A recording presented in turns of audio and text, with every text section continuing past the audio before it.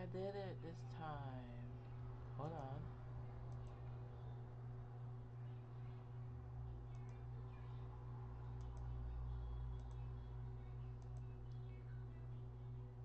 Told ya, told ya, told ya. Trick or treat. Happy Halloween. Okay, is my shit working now? Sorry, cussing. I don't care.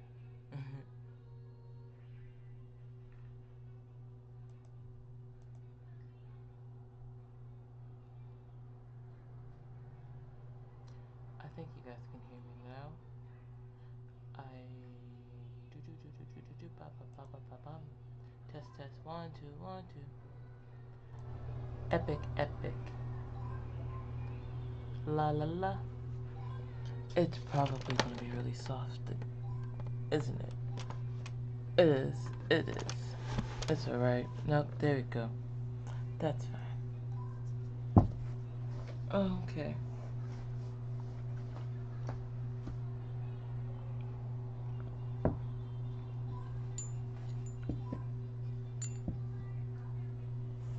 Hi, hi. Okay, so I spent a good 45 minutes just chatting away.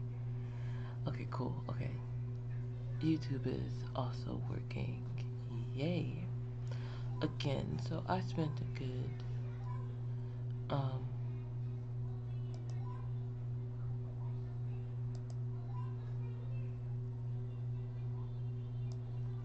should I add YouTube chat to that?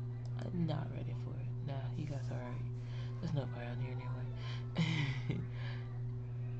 um nah, there's nobody gonna be on here that much. It's okay. This is mainly for my my Reddit post. Except for I don't feel like doing it for Reddit anymore.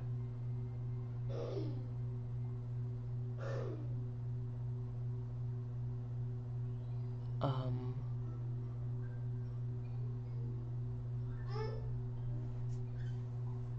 Sorry, I'm looking at YouTube.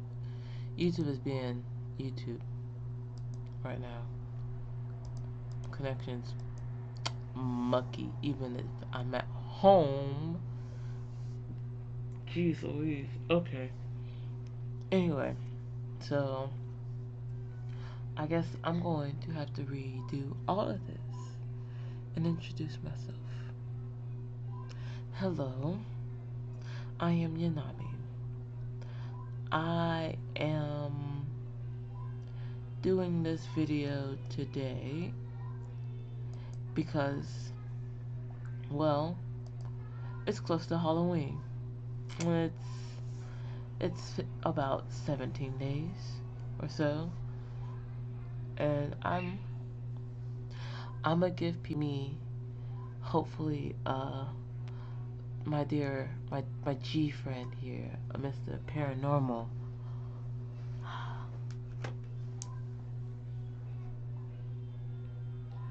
So I'm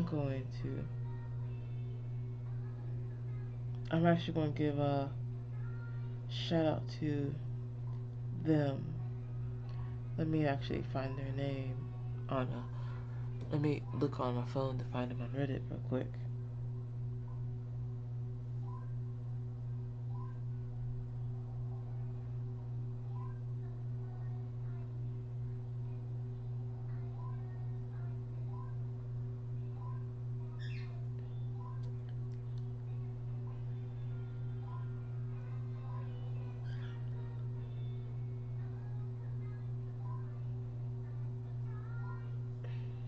Oh, is our chat deleted?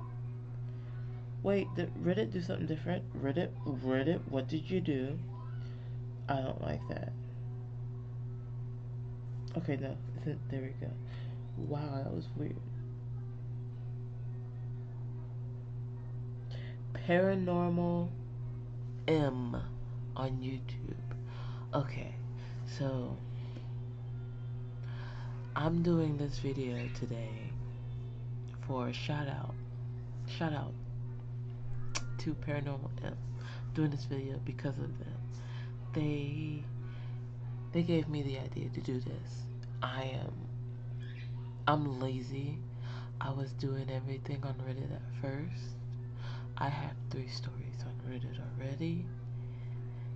It is the ending of the paranormal that has happened. I guess it's not really the ending, but the ending of the old me. Yes, the ending of the old me. Of the what made me me now. Yeah. So shout out to you, Paranormal M, for putting this fire under my belt. And without further ado, my life is a movie. My life is a movie for the paranormal. At least from what I know. What I can tell you. And you can just go off of that if you want. Where should I start? I'll start at the very beginning. Where I know. What I know.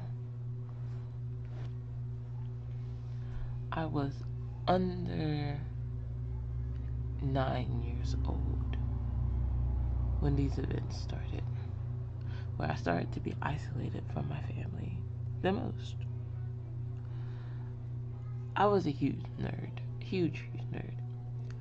I started with Magic the Gathering at a very young age. Okay. Yeah. Played Nintendo 64. Played Pokemon. Played Yu-Gi-Oh! All of this under the age of 10. Under the age of 9. Because I moved from Florida at the age of 10. Right after my birthday. So I know this for a fact. Okay?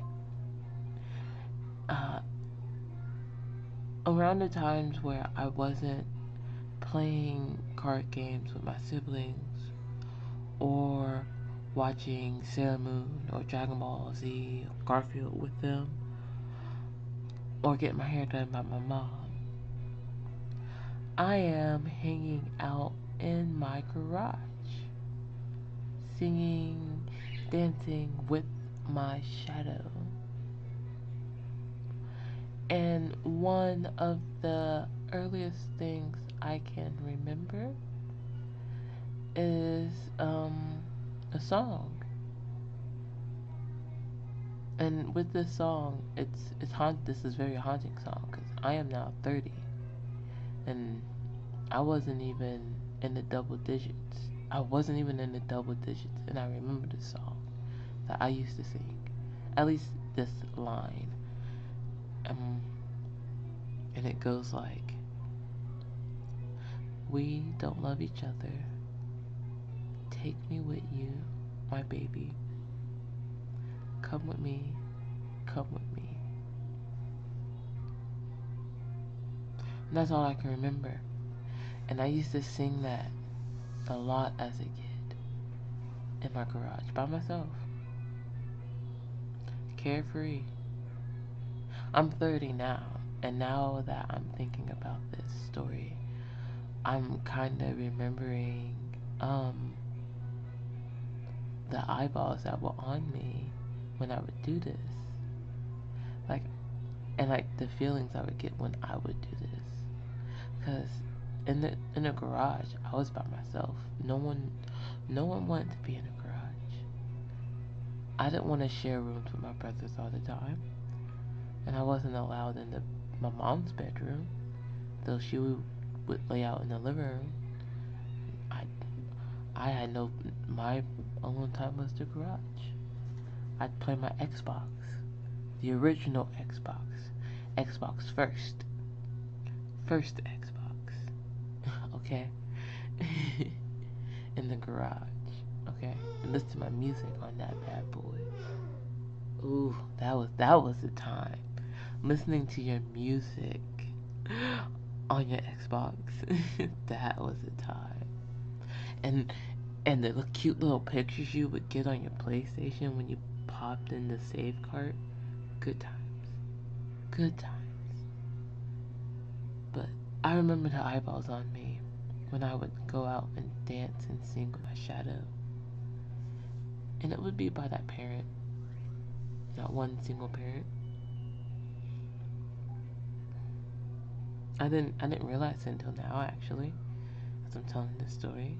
Like, I'm remembering the feelings and the sensations, and probably why I was mostly bullied, and why I was the one always having to cook and clean, and always the one saying busy the most. Because if I wasn't busy, I was talking to my shadow, and I was dancing with my shadow. So I stayed busy the most. Fast forwarding to, huh. Sorry, I just had a thought of, even at a young age, 11, I saw death. I don't even know why I thought about that. I don't know why. I was just thinking about my grandpa. Like, I never even got to know him, but I knew of him from like vegetable state. I don't know why I remember that just now. That's not part of the paranormal phenomenon at all. Yeah, what was I? That's the earliest memory I have. I would dance and talk to my shadow. And then we moved to Ohio.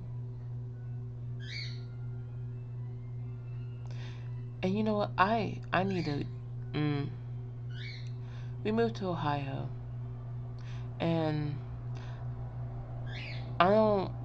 I didn't really have any paranormal events while I was living in Williamsburg, Ohio. Shout out to my people in Williamsburg. However, I do remember going to West Virginia and taking a lot of pictures in this town. 1, 2, 3, 4 on the counter. I really, I had the pictures. I never developed the pictures for the longest time. They're developed and in my possession now. I haven't opened them yet. I just recently got them developed.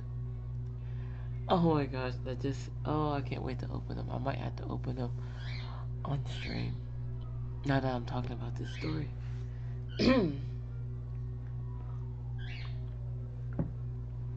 But I didn't really have much paranormal events in Ohio.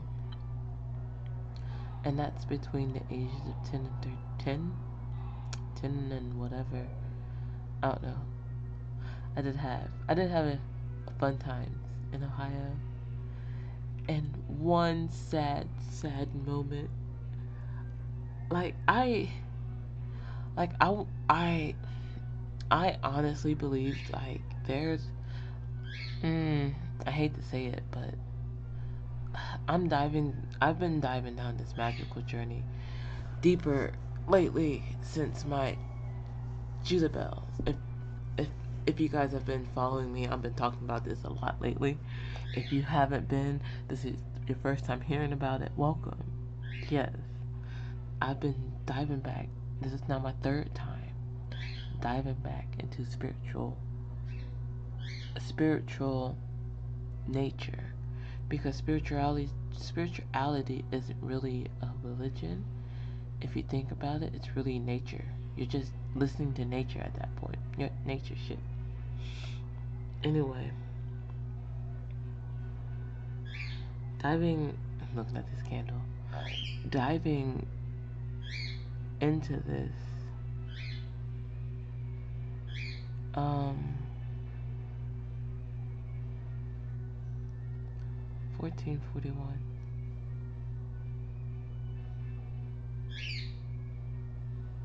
I'm starting to realize that, magic has probably been done to me since, for a very, very long time.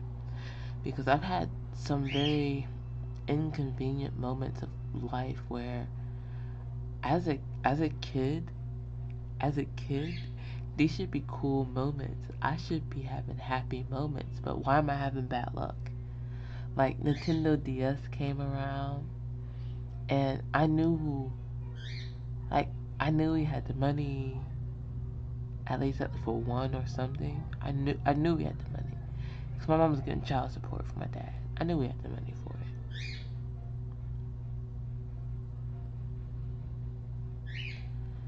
And if not, my mom knew how to go to rent a center and rent one. Things we used to do. And on this West Virginia trip, like, I hate to think that magic has been done to me as a child. If magic has been done to you, or it's being done to anybody since like childhood, that's just wrong. My birds are going crazy right now. That's just wrong.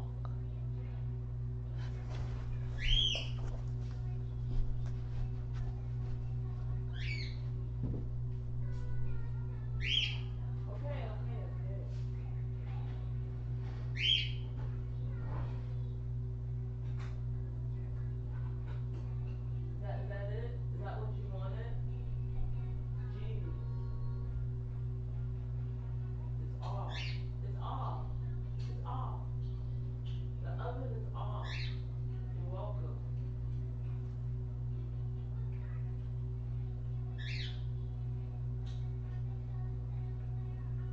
You're distracted. You're distracted. You know? You are. You're very distracted.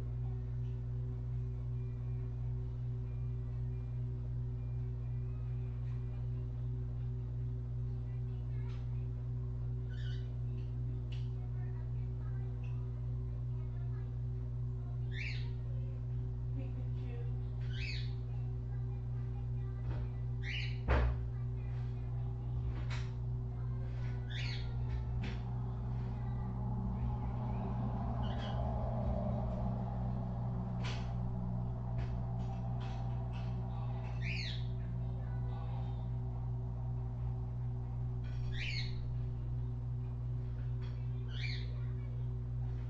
Woo!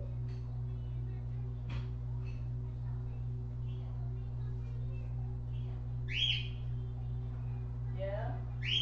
Hey. Are you tired? Are you yelling at me because you're tired? Are you yelling because you're tired?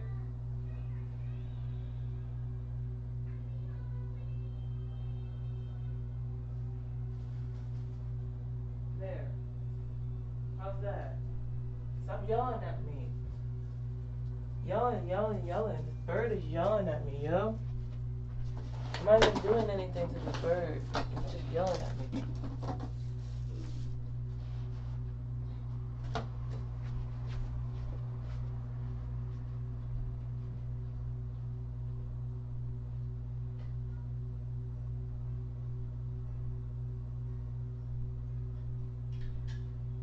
What was that?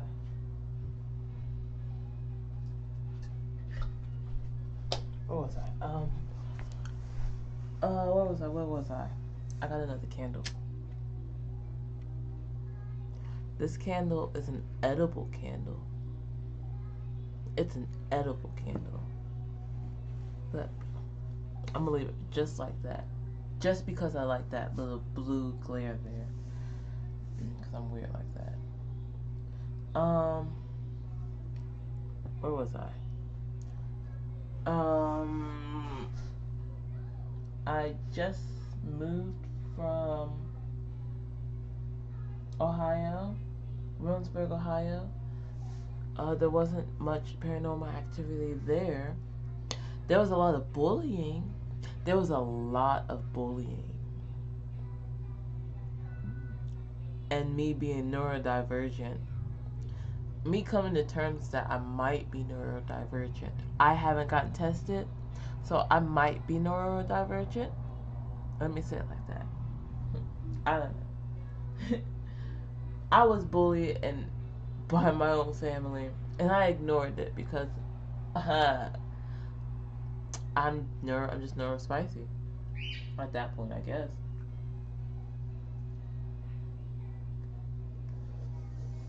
I believe that if magic is a thing, and if someone is doing magic or did do magic on me,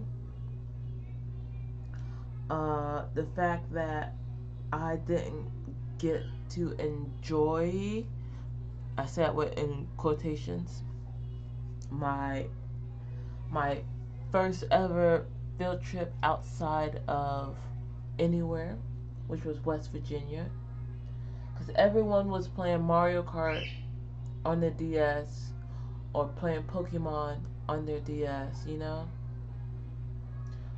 I was reading books. No one wanted to share it either. I was really like an outcast as a child. I think I was middle school, elementary school. In middle school, I was about to have my first boyfriend, Mr. Buttery. Oh, he was a cutie. He's still a cutie in my head.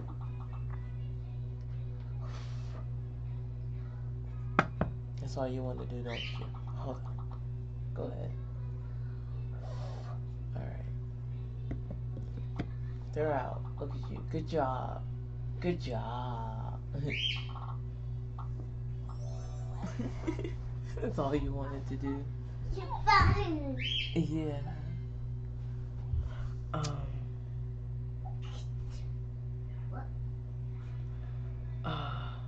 Buttery. I don't know if Mr. Buttery will ever see this, but if you do, I just want you to know. It was not my intentions to move away after turning down dating you. 2222 on the counter. Ooh, fuck. It was not.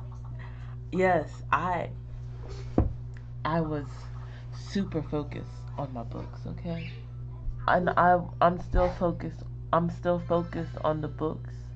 I'm still focused on my books, okay? But it was not my intentions. And if magic is real, then magic happened because there was a whole family. No, you like fire. I know you like fire. I like fire too. Yes. Okay, blow it out.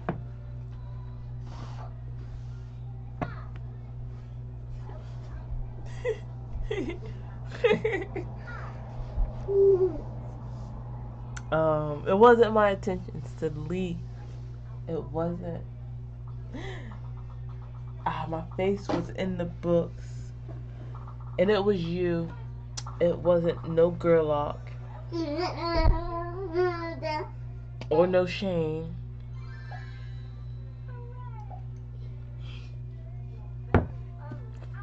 Though the Gerlachs were also cute. They were also cute. Gosh. There was... Yes. I should... Okay, here. You want to blow this one out too? I should have known I was going to end up with a white boy. Because even at a young age, I thought white boys were cute. I blame my mama. And the man she dated. They weren't cool. What? I'm not lighting it again. Not while you're around. No. We supposed to be in bed anyway.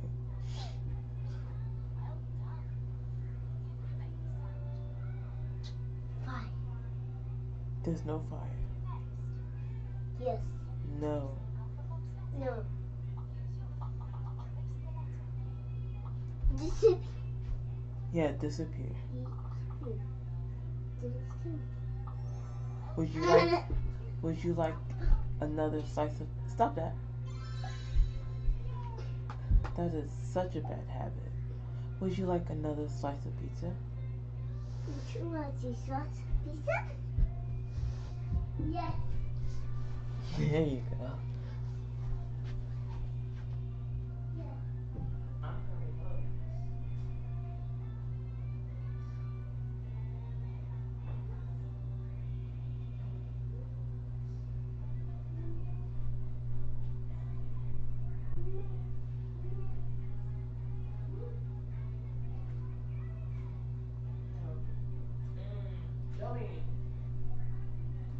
Yummy, yummy, yum, yum, yum, yum, yum, yum, yummy. Oh my goodness. Food is delicious. I love it. I love not eating. I love not eating. Because then when I eat, I eat. All this stress has made me just not eat, then eat, and then not eat, then eat. I've lost so much weight. I think my titties went down like a bra size too. I feel healthy though. Anyway, continuing on, because it's been 26 minutes now. 26 is a relevant number. Light my candles again. Now that Pyromaniac is out of my sight.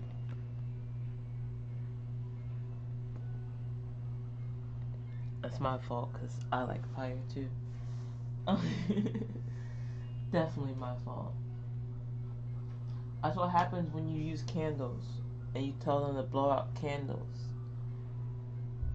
That's what happens when you use fireworks and they like fireworks. And you like fireworks. And you like fireworks so much so that you set them off on any and all occasions that's like firework worthy. At least the sparklers. Anyway, going past the Williamsburg, Ohio now, leaving that state. Leaving that state now because both my great grandparents are now gone at this point. And some really shady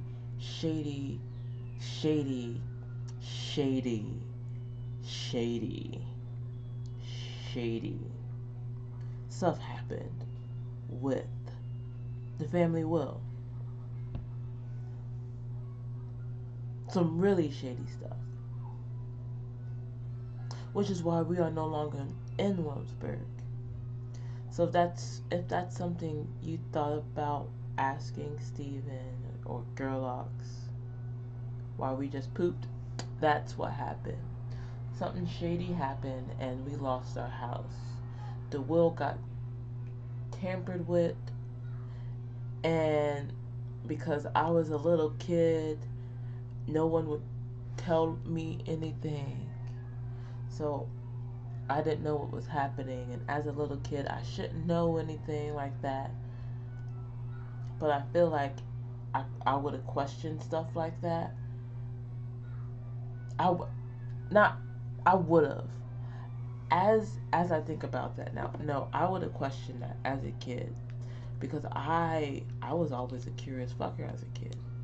I stopped going to church because one of the ministers was trying to tell me I was wrong for questioning their judgment on the fruit of knowledge being what it wasn't, or what it is not. Yeah, what it is not, because it is not an apple. At the end, I don't care. I don't care what anybody says. It's not an apple. I said that too. I lived in Florida at the time. So I was under the age of 10. I was under the age of 10 when I said this to a minister. It's like, it's not an apple. It just says a fruit, so it can be any fruit. Hell, it can be a nightshade berry. It could be a tomato. Stopped going to church after that for a minute until I met the Gerlachs. Their church was cool until they switched churches. Then we stopped going all together after that. I was done with church after that. The Gerlachs were cool. Best Christian family I've ever met. Like, if you want to picture somebody who has read their Bible and understands their Bible and understands that God made everybody, or the Christian God made everybody in their own image, of the rightful image, in the way that they should be. The Gerlachs would be spitting images of what a Christian should be, at least as what I saw them as a child. That's from my perspective of what I saw. Continuing on, moving away from Ohio to Kentucky.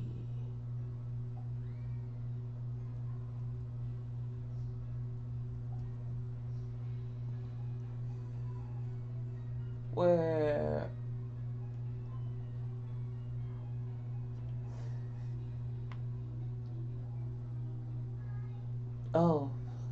I also lost my favorite aunt while living under the roof of my great grandparents' house. There's a lot of love. I gave a lot of love to her. She was like my second mom, for real, for real. I think my mom was jealous of that. There might have been some jealousy there. I don't know. Is that my butt? That's my butt. Sorry. Continuing. Where did I move from? I don't know what my location was after that. Where did we go? We had our cats. So I was R.A. Jones. R.A. Jones. I was going to R.A. Jones Middle School. That's right, because we went from the... I really liked that Williamsburg Middle High School, because it was a middle school / high school. And the high school had some really cool shit. Like, the cooking classes were awesome. And then they also had a flight simulation class, which I got to sit in. Like, that was super cool. Williamsburg, I don't know if you still do that too. That was super cool too. Like, you allowed the middle schoolers to hang out with the high schoolers for a day. That was awesome. I felt smart going there. And then we went to R.A. Jones next. I still felt smart there. And this is where I found my first POC crush, who happened to be Latino. I don't know which type of Latino he was, but he was Latino. I'm pretty sure he was Mexican.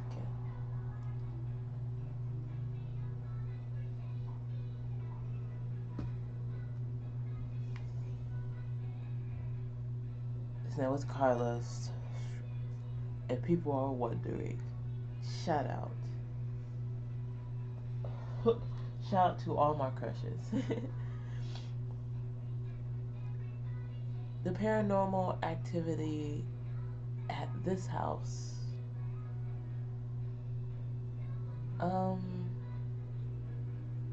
This house, there was very minimum paranormal. Around this time,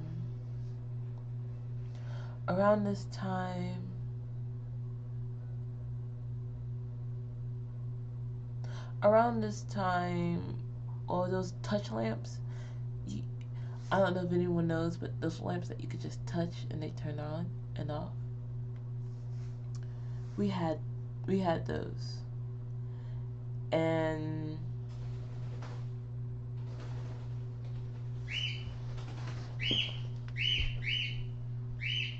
why are you flying out your cage?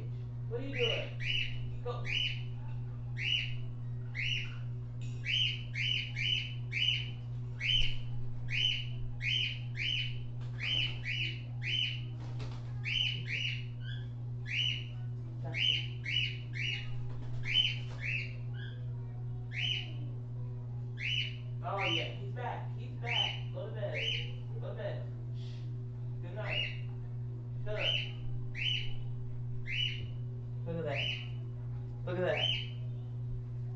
just want you to know.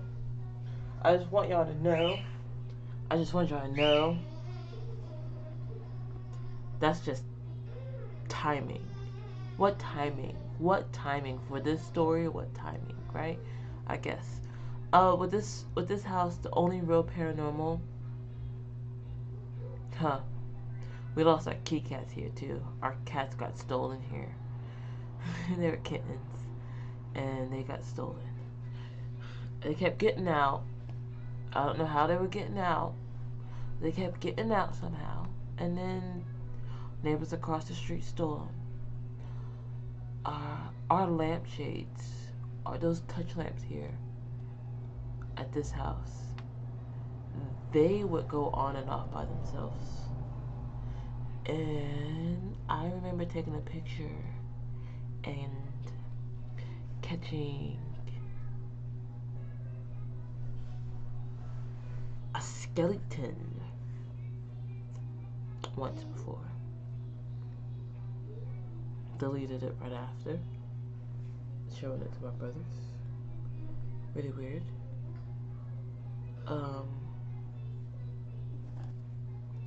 I don't think that was, I think that was the only real paranormal event at that house. Yeah. Because the paranormal, the paranormal stuff didn't start until after this house, actually. Yeah. The real stuff. 37 minutes in, and we're about to get to the real hollow. I just blew that out, my bad. We're about to get to the real stuff. So that looks creepy. That looks creepy. It's perfect.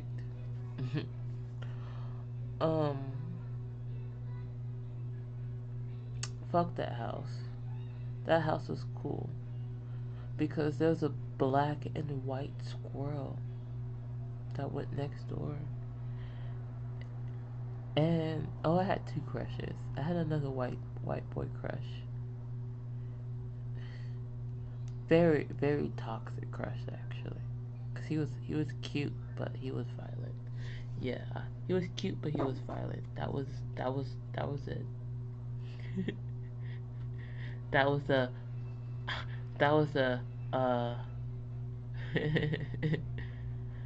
if he can be angry like that, what if he can transfer that anger somewhere else?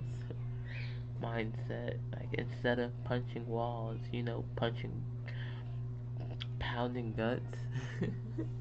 I was still a virgin around this time. I did not lose my virginity until I was like 20. Right? Yeah. Yeah. Anyway, continuing. House. Moving from R.A. Jones' house to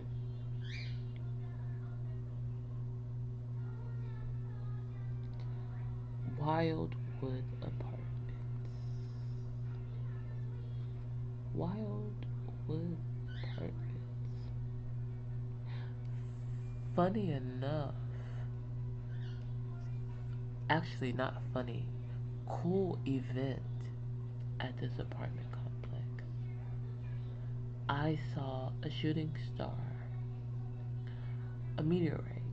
It was in our atmosphere, and it broke into three pieces, and it was blue, and it broke right above our complex and vanished. Like, it was probably about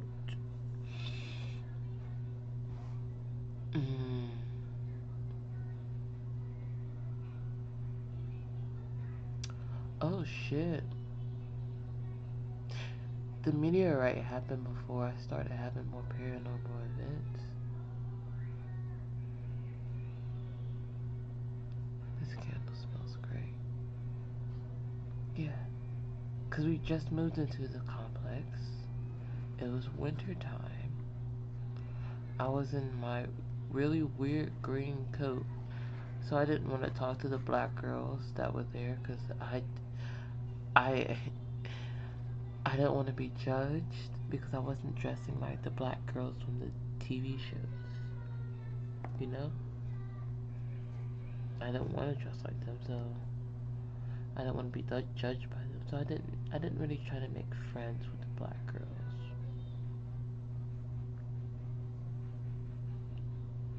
Yeah. After the meteorite event,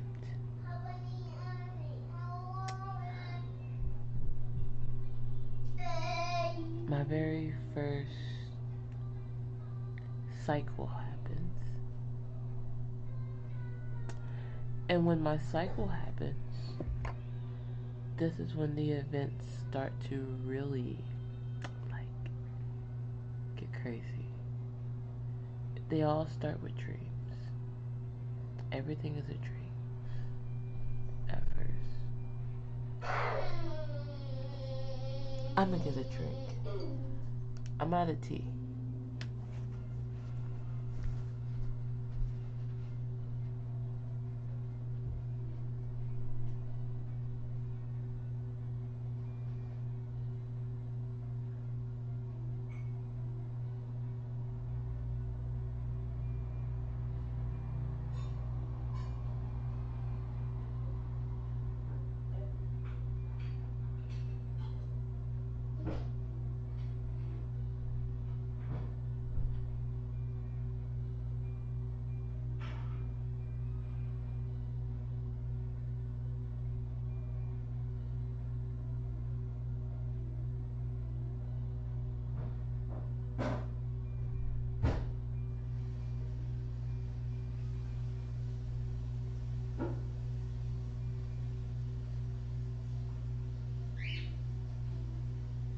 I'll catch up. Little bit.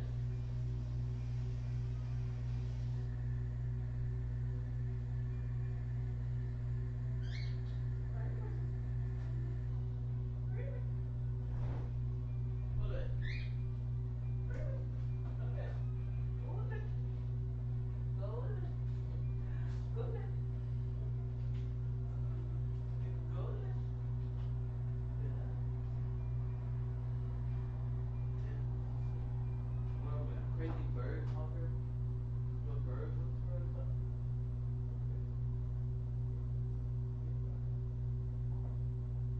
Okay. It's a party.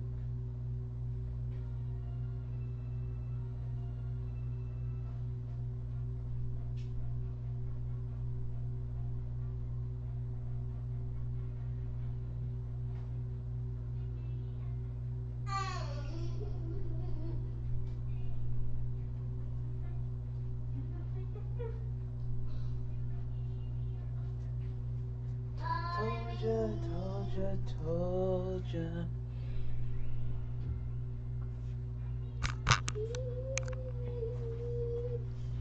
Would you like the mouse? Too bad. No.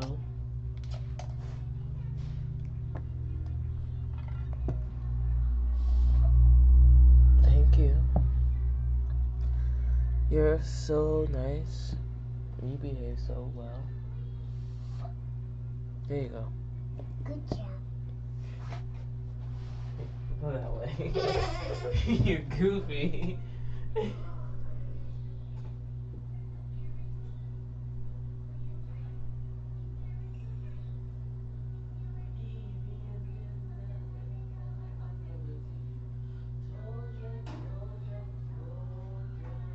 Trick or treat. Happy Halloween. Close your eyes and you can help your little people to get so warm.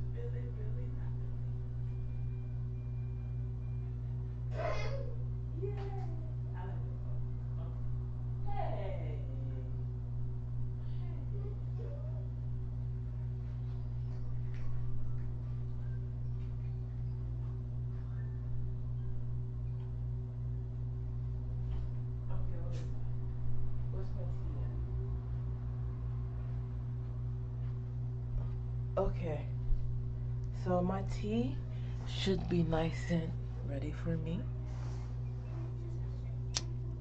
Are we ready to continue? Where was I? Meteorite. Split into 3. I sat down and now I have to pee. I'm sorry. I'm making y'all suspenseful. This is so suspenseful.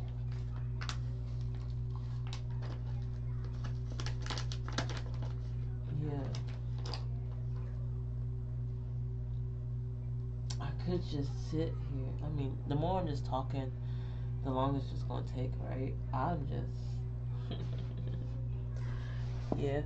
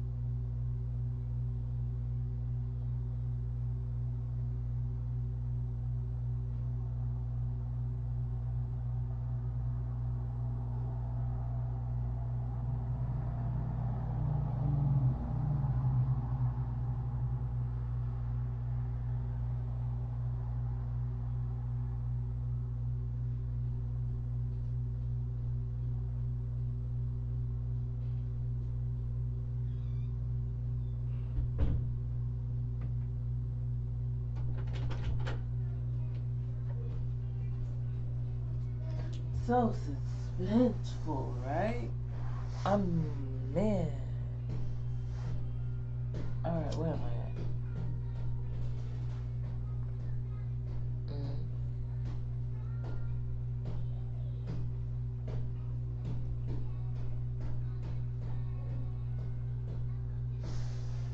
So after the meteorite, I think it's now. I don't think I know. Markers. I believe in markers. Something I was taught. If at least for driving, if you don't see a sign, look at your markers, your image markers. What do you see? So another marker in my life. Me entering my femininity, my feminityhood, or being crowned by Mother Nature, right? My uterus being given its red rose thorn crown. Yes, my uterus being crowned with its rose crown. I don't know how that story goes, you know. It was March 13th-ish.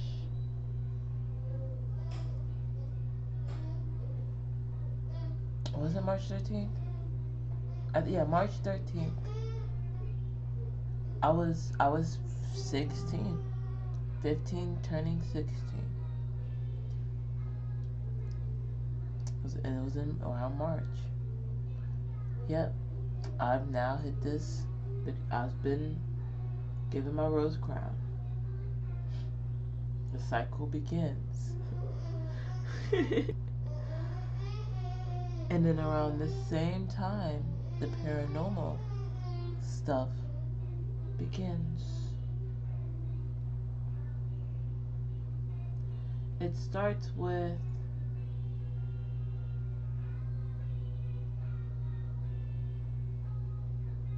I'm sorry, I'm having a memory flashback of my mom watching.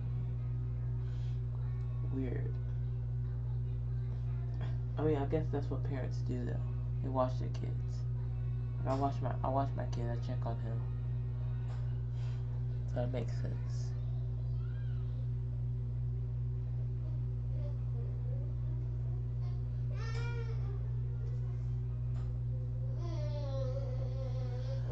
I was dreaming one day.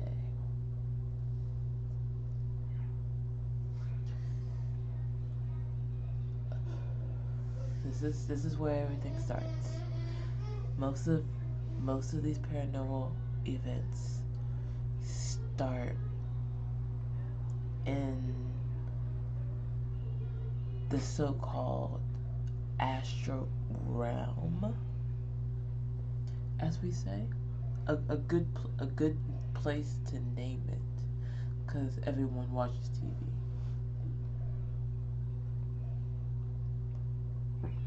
Middle school. I'm going to no longer RHS. I'm going to Summit View.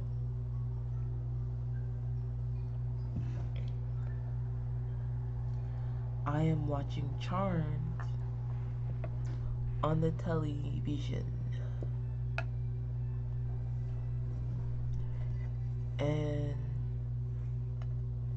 Chowder was also on around this time. Another marker so you can guess. My dreams start becoming astrally. The very first one, the very first event, I'm laying in bed. I'm laying on my stomach. I no longer lay on my stomach because of this. But I'm laying on my stomach and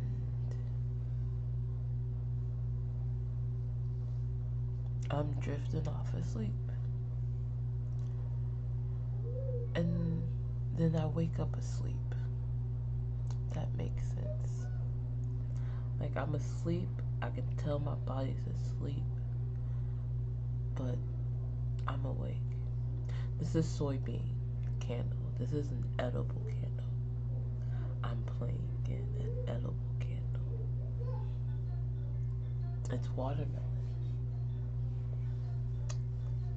My man likes watermelon, so I got watermelon. And he's white. Okay. Oh, my tooth is hurt.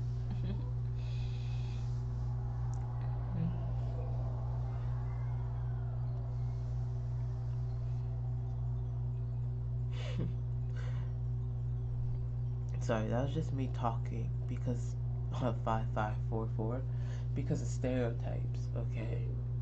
I felt like the stereotypes. Oh, she's black and she's got a a watermelon candle. I was defending myself really quickly.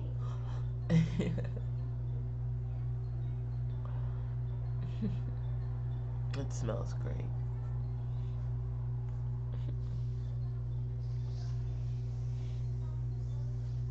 Anyway, I woke up asleep, and as I am laying there, I'm looking on the edge of my bed. Now, the edge of my bed is also facing my closet, which was those old school looking wooden sliding, like the fold ones that like you can pull and they fold.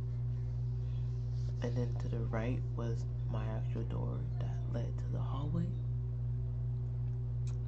To the left I had a window where my TV sat and where the edge of the bed was. The dresser, it's the wall there. And then to to the left of that was just a wall. Very small square room. Hello. Hope your night's going well.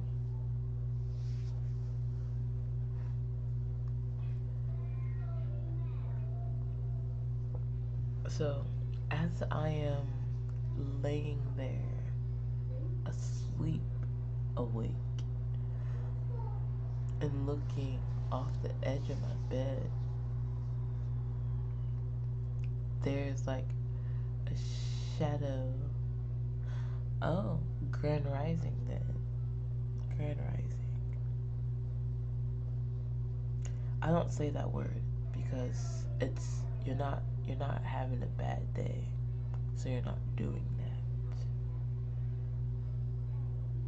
It's a daytime there. Sorry, English words are spells, so careful what you say.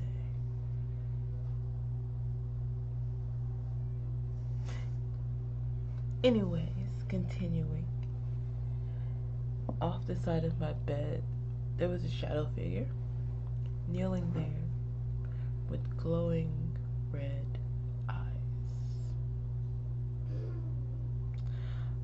And I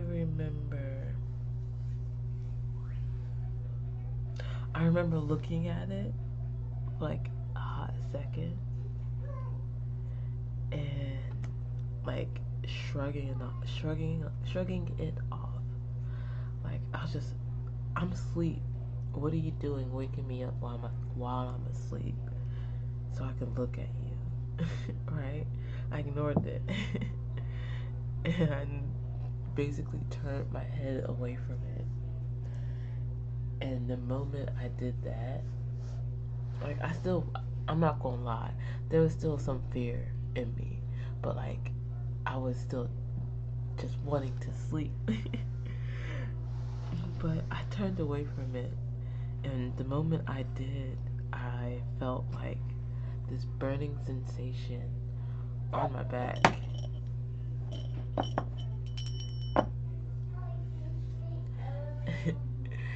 And the moment I did, I woke up.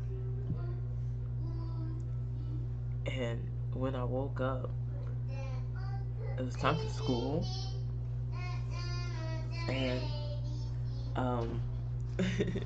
I checked that spot that got scratched, and there so happened to be a scratch mark there, like 3 little tiny scratch marks, and that basically marked the first astral dream with this shadow being I had from from there. Oof. Like from there my dreams got weird. Like Chowder, like if you know what Chowder is, it was on Cartoon Network at the time. And whenever I would astral project, I say with quotations, because like I'm sleeping, but like I'm like dreaming of me being awake and in my bed. And in this dream, there's like little mini Chowders, and I'm being guided to like hit them as practice targets. And this became very ritualistic. Mm. For as long as I lived at this apartment, which was how many years?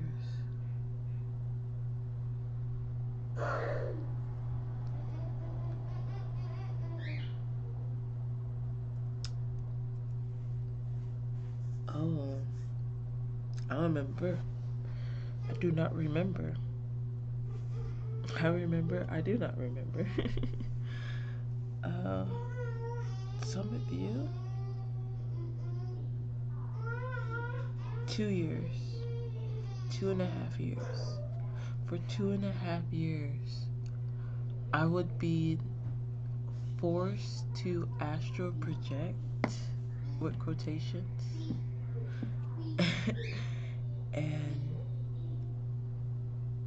and practice in this realm.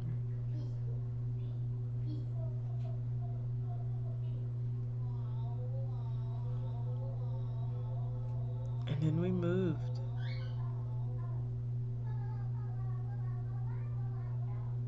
Oh.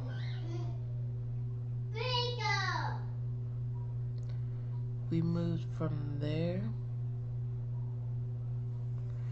and those astral dreams stopped.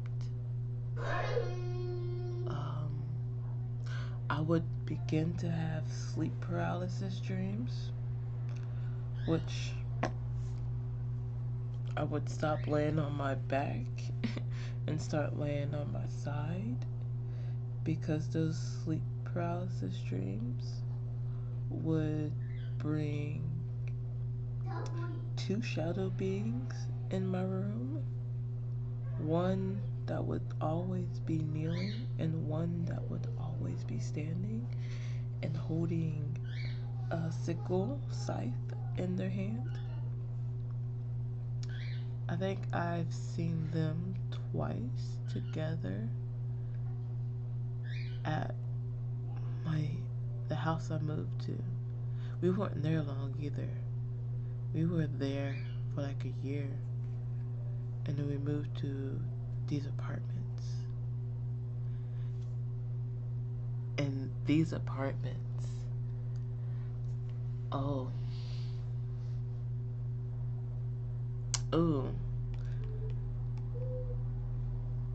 I don't even know where to start with these ones.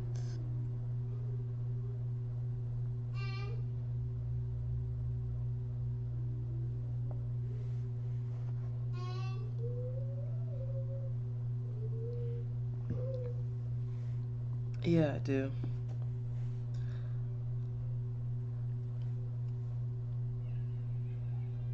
I used to be a alpha beta tester for IMVU. I was allowed to do a lot of things on the computer because I was a computer genius at a very young age. At the age of 12, 13, I was able to fix my stepdaddy's laptop after he got the blue screen of death. Around this time, there was no Geek Squad, and it was hard to find someone to fix it, and it was very embarrassing to find somebody to fix the blue screen of death, because at that point of time, the only way you could get that screen was watching a lot of pornography. You know, I'm muting my words because I'm also on YouTube and stuff.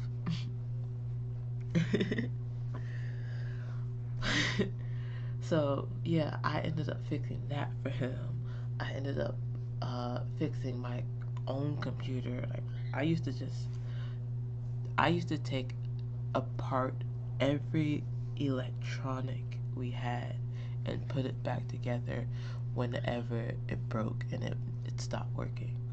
So I was allowed to do whatever the fuck I want on the computer. So I became an alpha beta tester for IMVU.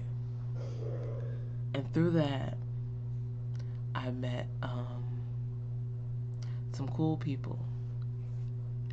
At the time now, we were of legal age to be on there, and I was not on a fake account anymore, okay?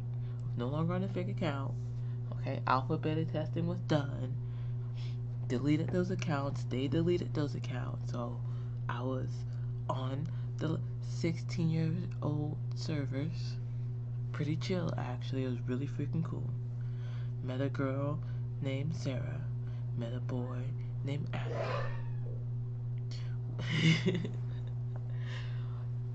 We used to Skype a lot. Okay, we used to Skype a lot. So much so that I met Sarah's daddy via Skype. They were British, so so we were on like two different timelines. And these, I can say these two, because rest in peace to daddy. These two can vouch for the interesting events that I am about to tell you.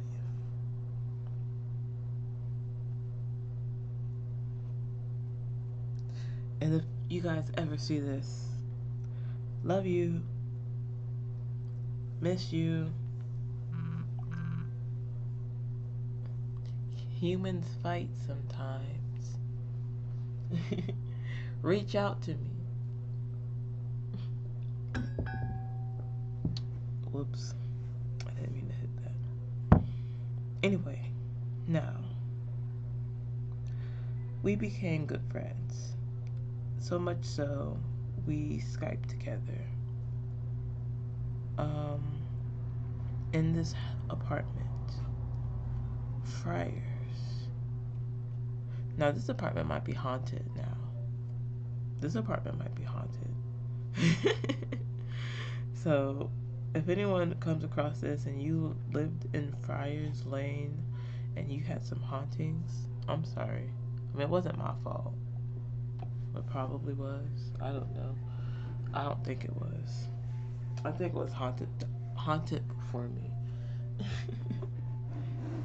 I'm just a catalyst. And I'll let you know why I think I'm a catalyst when I get to my Ouija stories. Excuse me. That was a burp. That just came out of nowhere. Okay. My Friars Lane stories with Skype.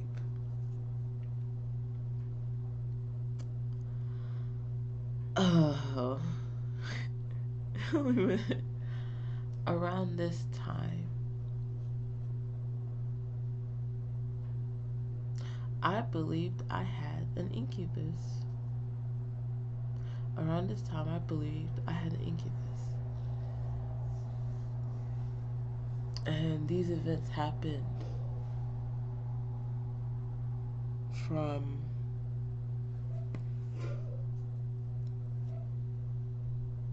the start of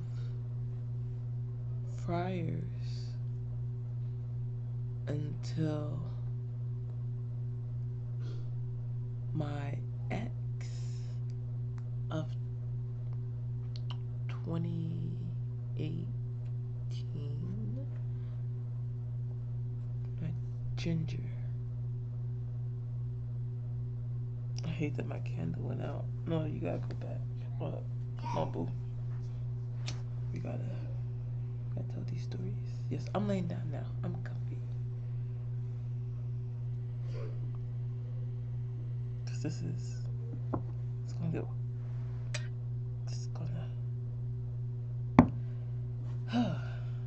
gonna be a story.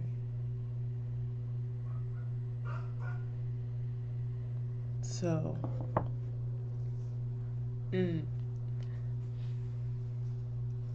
I would be Skyping with these two lovely creatures, Adam and Sarah. My sister and my flirt lover, or was it? No, I know, my flirt. I think they became lovers. I don't remember. We were on IMVU. We used to role play, like take Dungeons and Dragons, but in a 3D space. Okay, that's the best way to put it. Dungeons and Dragons, but in a 3D space. and on top of that, texting. So it's a texting 3D space. Like you got to create your character 100% the way you want it, and then make your backstory, give them powers, and type it up. Great shit. LARPing. That was also a thing. If you know what that is, then you know my timeline. Okay? I would Skype with these three in this house. I had 2 CRTVs in my bedroom. One that had doors on it that opened like that, and it was a TV that closed. It was a very heavy TV, so much so that my other CRTV could sit on it comfortably. Had a giant mirror next to that. A door on this side, walk-in closet next to that door, bathroom, my own bathroom.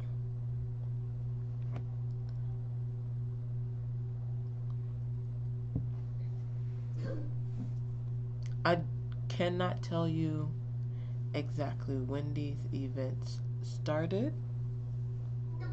Just know they happened, and they were witnessed by these two alongside Zaddy. May he rest in peace. And I'm calling him Zaddy because he was a flirt. Weird old flirt. I put him in his place. It's like, you're old. Sit down. Spray bottle. He was funny though. He was funny. But he also witnessed super scary, ghostly events.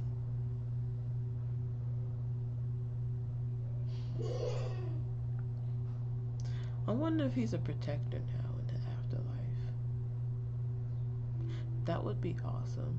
That would make sense. That would make sense. Because the Bumblebee incident, that person kind of looked. Sorry, off track. That was Riri. Woo, whoa. Whoa. Ow. I don't know what that was. I can't say ours. I can't say ours. Ours are hard. Really. Riri. Fudge. I sound cute when I say that. I don't even want to talk anymore. Anyway, Sister Sarah, Flirty Adam, Eye of the Tiger Adam. We would sit on Skype. That's right. I'm channeling. That's what happened. I was channeling. That's what happened. That was weird. Sister Sarah, Eye of the Tiger Adam, and I would talk on Skype, and sometimes Skype would mess up. Now, I was in high school, so this is before 2013.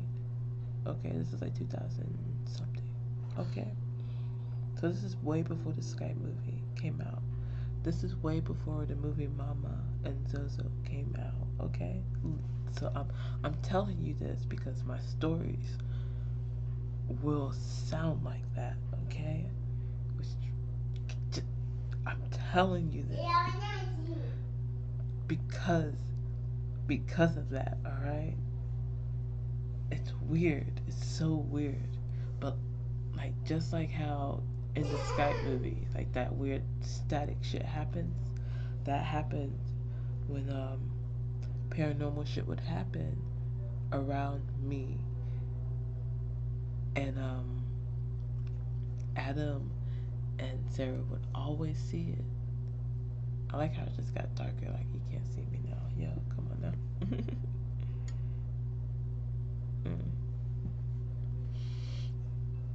And some scary parts, some really weird parts would be when Adam and Sarah would ask me if I'm okay. And I would tell them, yeah, I'm fine. Um, but they would hear something different on their end. And moments later, the sensations would start. And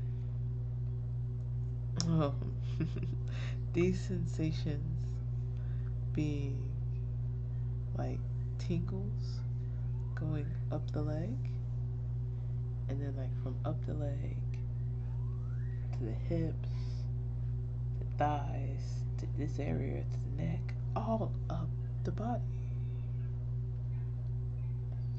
And these would be constant things. Sometimes the sensations would be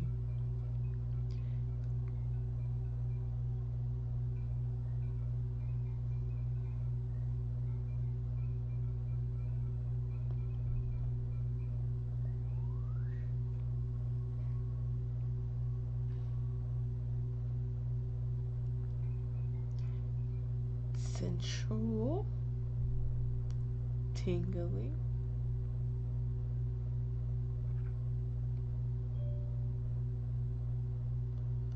body numbness,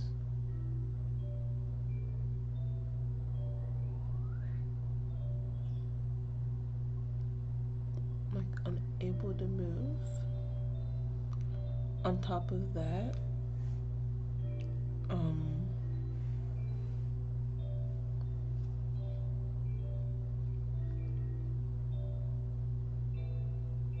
warm in certain areas of the body, whether or not it be in the toes or other places. Super, super warm.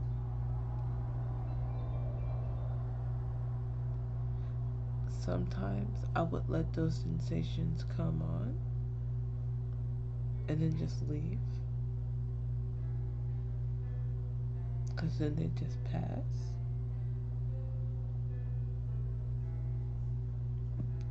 Because, like, what is this? I don't know what this is. Just weird sensations.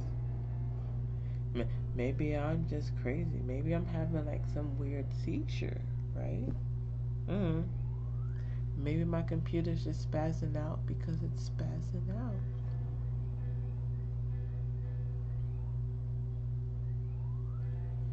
Sometimes I tested these sensations when they come along.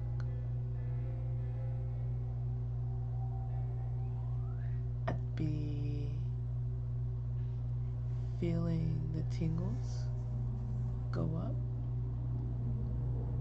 and then feeling my feet or hands moving on their own above my head.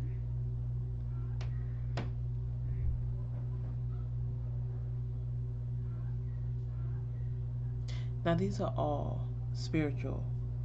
If you're just hopping in here, these are all spiritual sensations.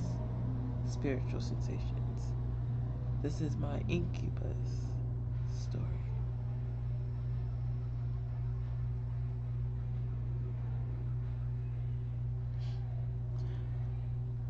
On some moments, I would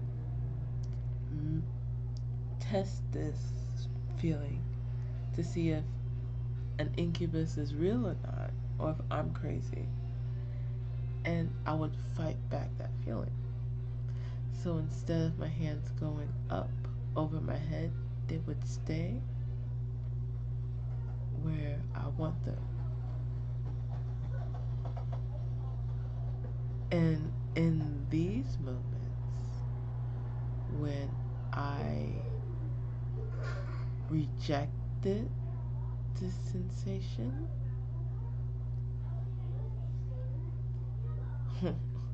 another sensation would come along. And this sensation would lead to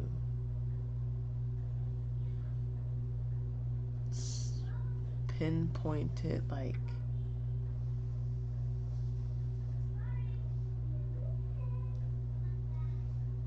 I don't know how to really say it, but like, if souls are real and if entities can see your soul form, and not if entities on a different realm can see your soul form, then this entity was playing with my soul form. Okay? This entity was torturing my soul form, pinpointing like areas that felt like acid hitting my soul form. And in these moments,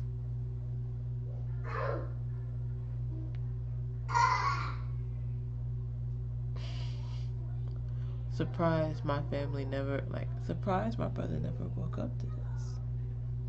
And my mother was always at work around these times.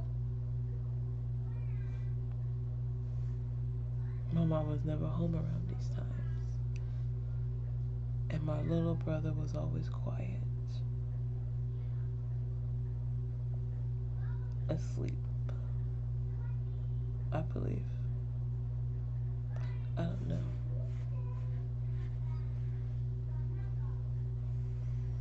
But in these moments of soul torture, my earthly form would scream in agony.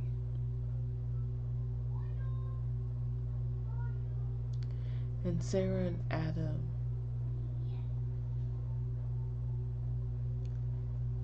and Zaddy can definitely be witness to this. And I have to say him because I think he is a protector now. I think he's just a jokester in human form. Protector now. May he rest in peace. Rest in power. Gain that power. Fight the good fight.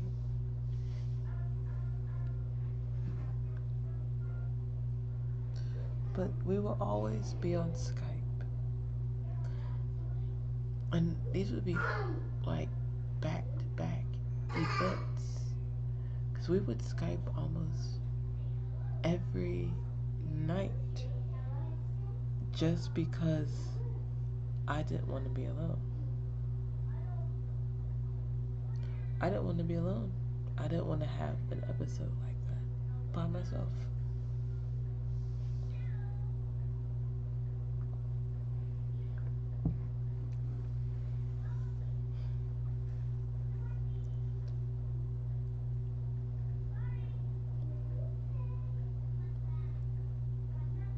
Then there became the moment where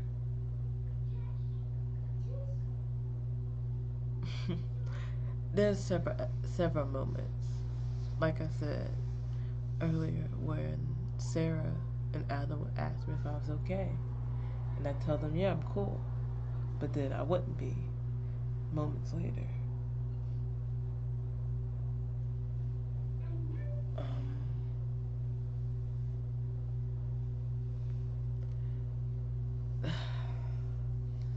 The moment I I decided to think that this shit was real, and I'm not having no schizo moment. I mean, I should have believed it the whole time with Adam and Sarah. I did, I did, I did, I did, but then I didn't. I decided to say, nah, that was all just in my head. But there was a moment where I call it my Constantine moment. It's oh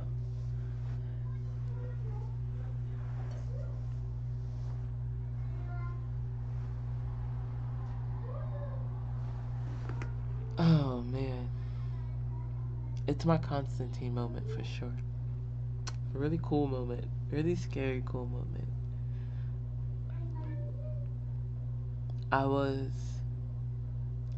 It was just me.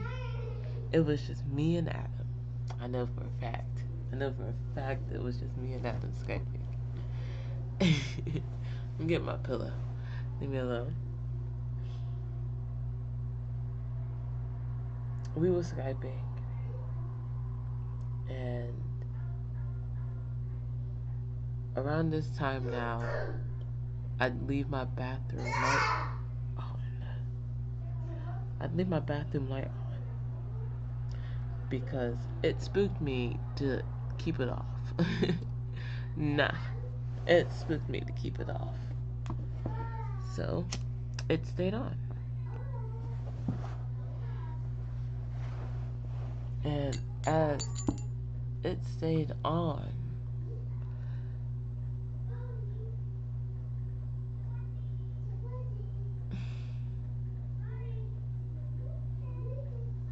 so I was out.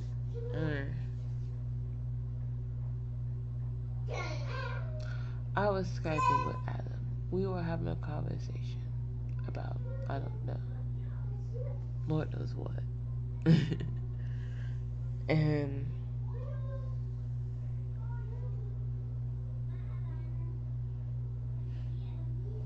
I had this feeling. I had a feeling. Ooh, ooh, 909.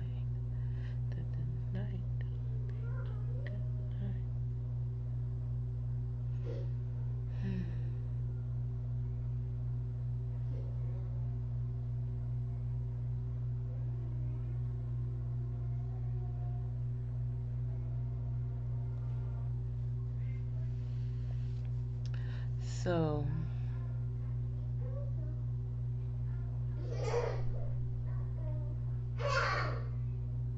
I don't even know.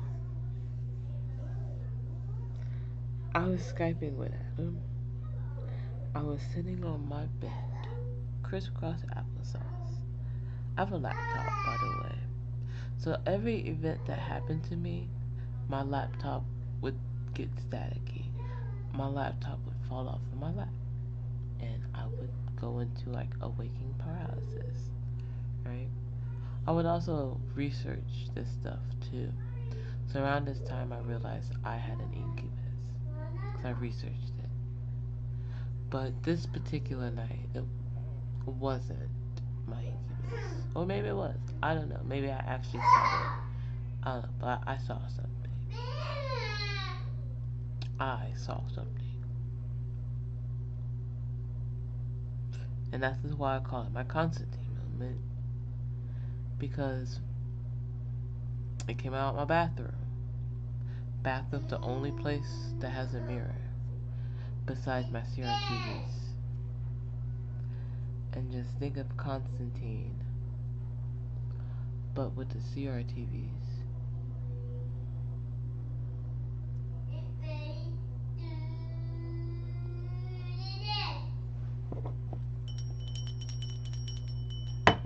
Sorry.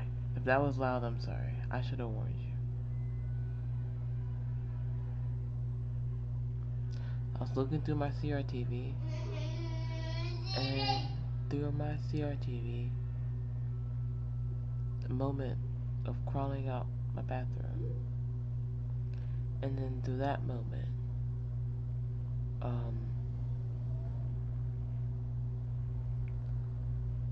the sensation started again.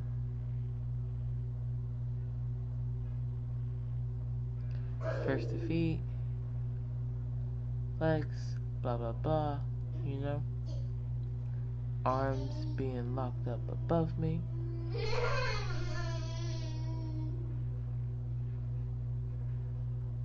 Me saying no, cause I seen something. So I said, fuck no. Oh, hell to the no, no. And then saying that no to having that physical or that spiritual torture instead of being spiritually loved upon. If you catch my drift.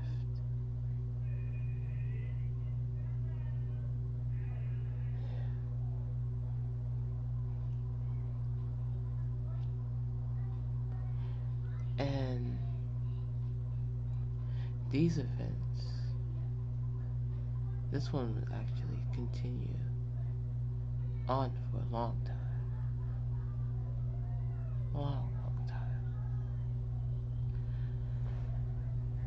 In between those, though,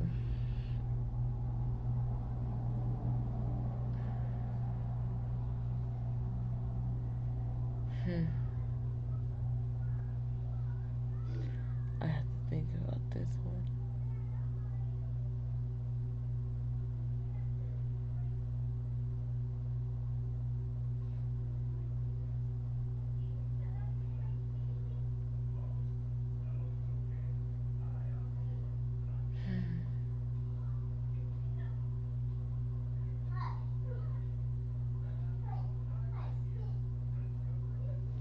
No, that came later. I was thinking of Bryson Wolf.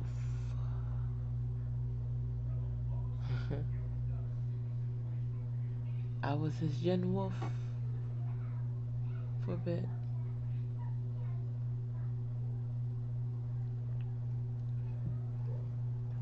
That's right.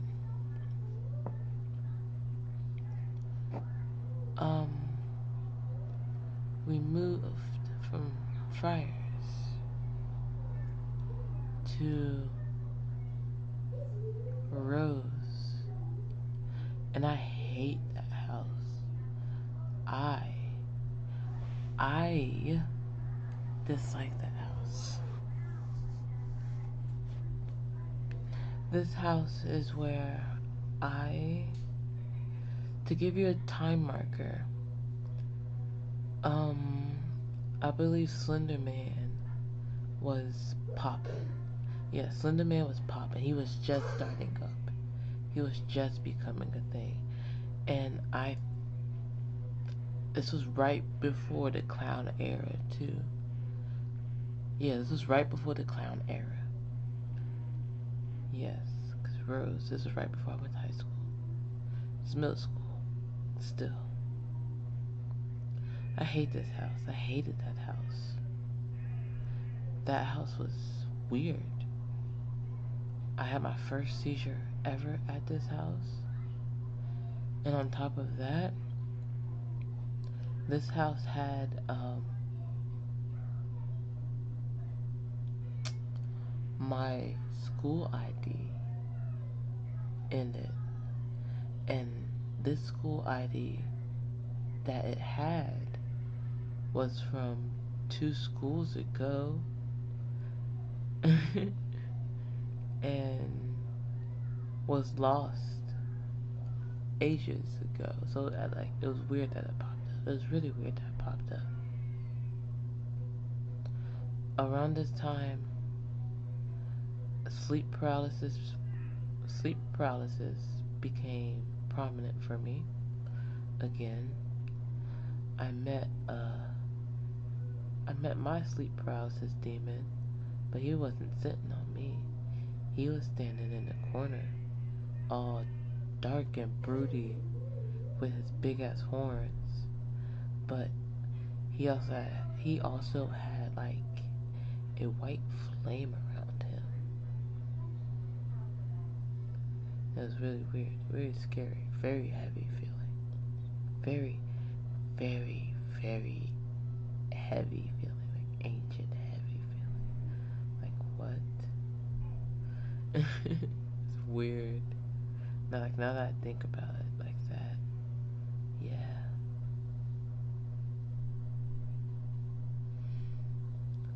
I would have those at this house. On top of that, um,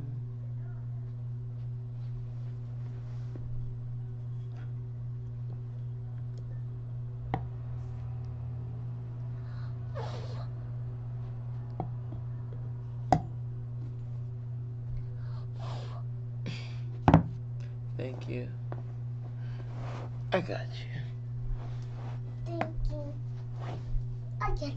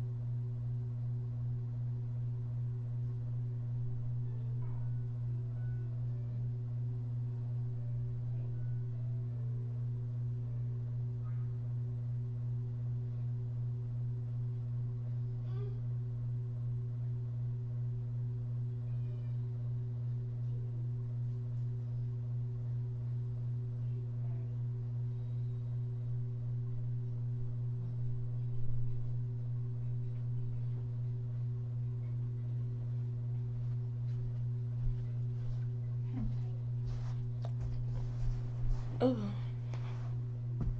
where's my lighter? Where was I? Sorry, I was bright.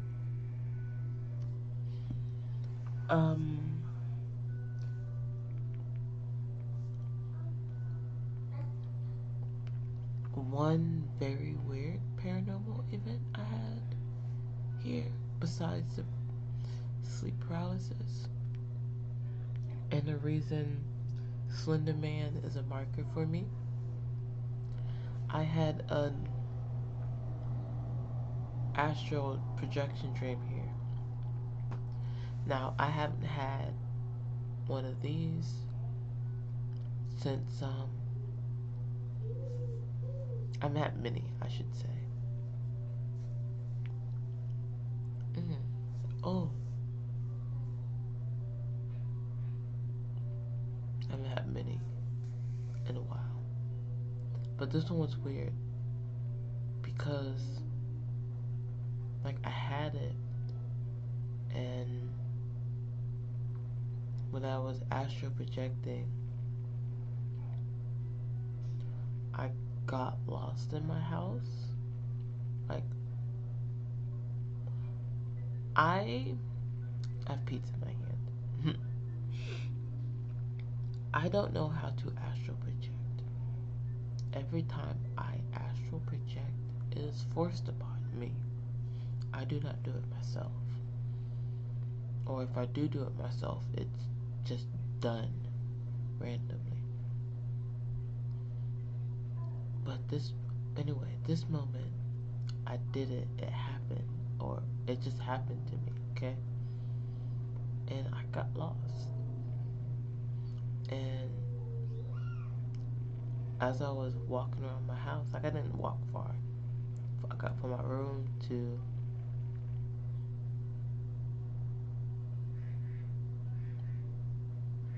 right at the bathroom door. And that's when, in the dream realm, Slenderman came and guided me back to the room. Put me back in the room, closed the door, I walked back to my bed and woke up. Like, walked back to my bed, laid down, and then woke up. And woke up. Very weird.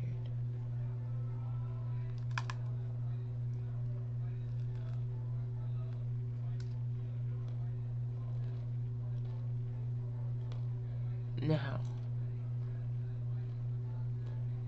around this time as well,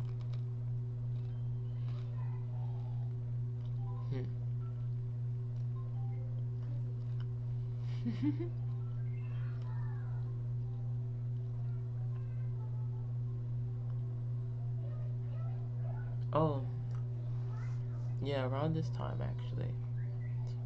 This was actually before. I totally skipped a lot. I'm sorry. Why am I remembering that backwards? Yeah, I'm remembering it backwards because prom happened later. Yeah. So back to Friars. Skipping Friars, going to Cherry. I forgot about that house. No, I said that house. It was between Cherry and Friars. The Ouija board came into my life.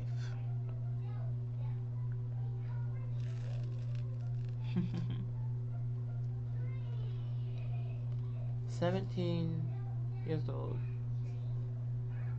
Got my first tattoo. Rose. Same spot my mom has hers.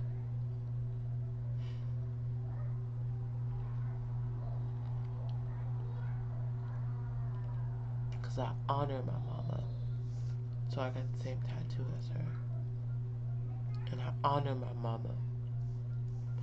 And I let her tattoo me once. Because I honor her.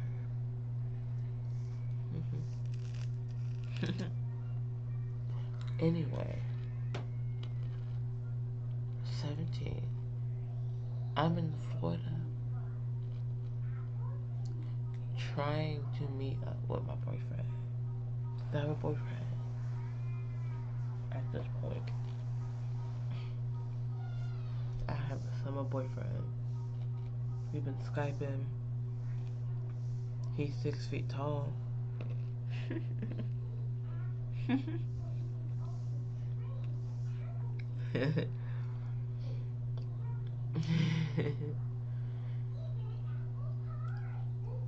I get my phone taken from me and my money taken from me from my brother on my mama's side because she won't pay his phone bill like she said she was going to.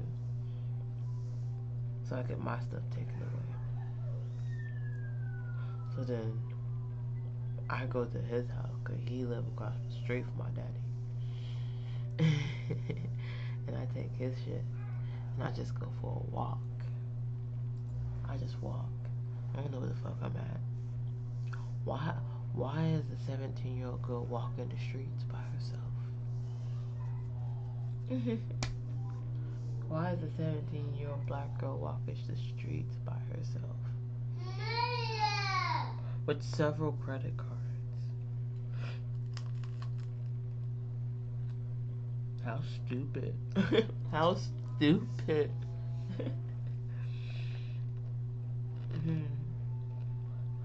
But after this moment, it's at my brother's house. Talking on the phone with my friend. Probably remembering that part wrong. I think that came after. I don't know. Talking on the phone with my friend. And I'm getting these sensations all over my body. And like, she ain't tell me she got a Ouija board yet. She ain't tell me that. Not yet. She didn't. She didn't. I'm letting you know that. She did not tell me this shit. And like, I was like, so my earlier story, that spot that got scratched, that spot was starting to burn, starting to itch. and then the rest of my lower back would start to burn right after it. And I told, I told her that. I was like, "What are you doing?" It's just why. I was like, "Yeah, because X right here, XYZ starting to itch and burn." Like, yeah. She's like, "Oh, well, we're starting to mess with the Ouija board now." And like, she says that just like that because she told me earlier, actually, that she got a Ouija board. I'm such a goofball. Wow. Yeah, she did.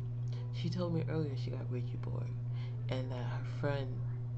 She was telling me the story as they were setting it up. Actually, funny enough, yeah, this all happened the same day. That's why. That's why I was just like, wow, okay, yeah. This dude provoked some spirits, and he got bit basically, because he was provoking spirits. And that's what she was telling me before I found out she was setting up the Ouija board while on the phone with me.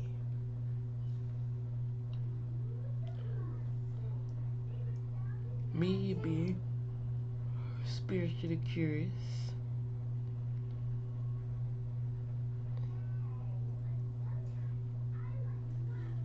Hmm.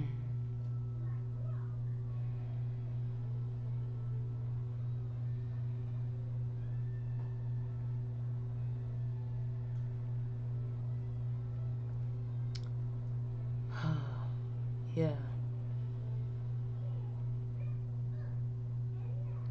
I'm sorry. That was a wild moment. I flashed back and left. I left for a moment. I left right back into that moment. I relived it there for a second. Like I really just did. Wow. I was on the phone with her, and she was telling me the story of how she got the Ouija board and how a friend provoked the spirit and got bit. And around this time, my lower back, where I got scratched at, was starting to burn. And I asked her what she was doing. And she's like, "Oh, Eddie's setting up the board now." I was like, "Oh, okay, yeah." Um, so they start the seance. And as they start the seance, um, my shoulder blades start to burn. Like, when, like, on some TV shows where you can grow wings and they show you how wings grow on a human. If you watch any type of show like that, those spots were burning. And it felt like that for a moment. And I remember answering the questions for them as they were trying to answer the question. And um, the board moving exactly after I answered the question. No, I'm in Florida. I'm in headphones. Well, no headphones. There's no headphones yet. I'm not on speakerphone. She's not that close to them. She doesn't really know what they're asking.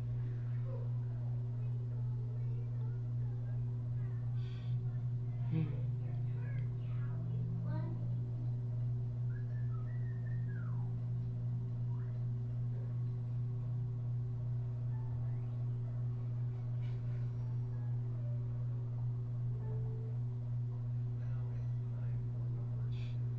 Hmm.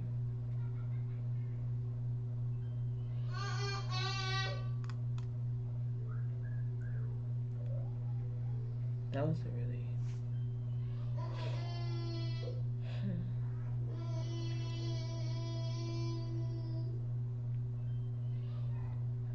That was a moment.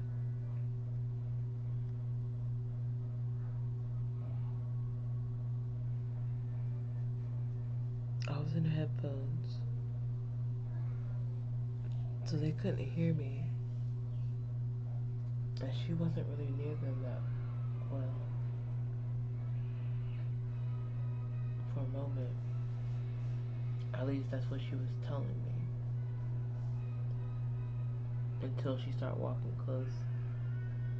And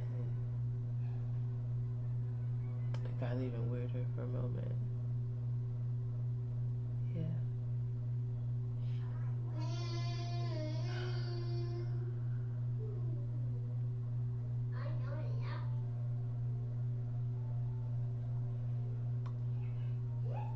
I remember hanging up. I remember it getting weird and like hanging up. And then when I got up to Kentucky, I actually started using the Ouija board next to her like an idiot. Like, yeah, let's actually really do this. No, in my defense, I was moody. I was moody. I was moody. I just turned 18. I was in Florida, 17, and that night, like the night before I was turning 18, I got in a fist fight with my daddy and my brother on my daddy's side, cause they wouldn't help me get my phone and stuff back from my brother on my mama's side, who lived across the street from them. So I got in a fight with them, broke some shit, and the next day got a flight back to Kentucky and rode on a plane on my 18th birthday. Spent the whole day on planes on my 18th birthday. So I was moody and said, fuck it. Let's dive into some goofy shit and touch a Ouija board. And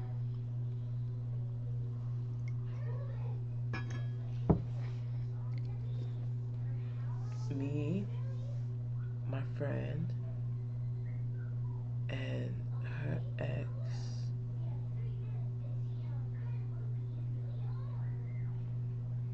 played this board game and tried to contact spirits.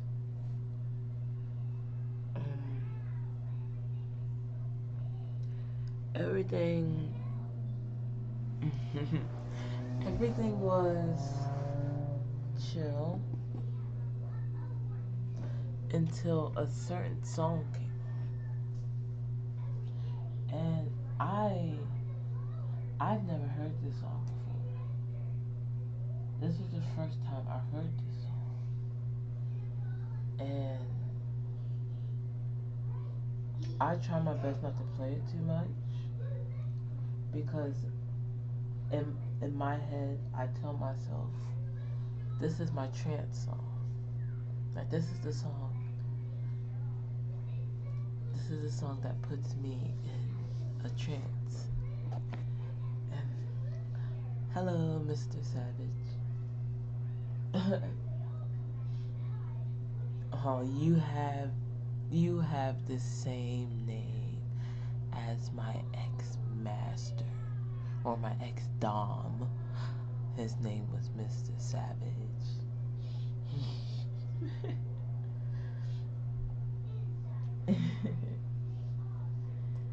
Anyway,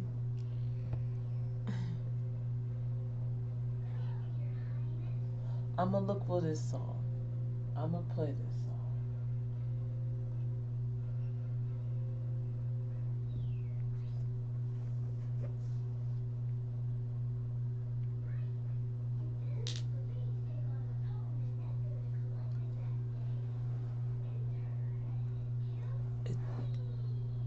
Alright.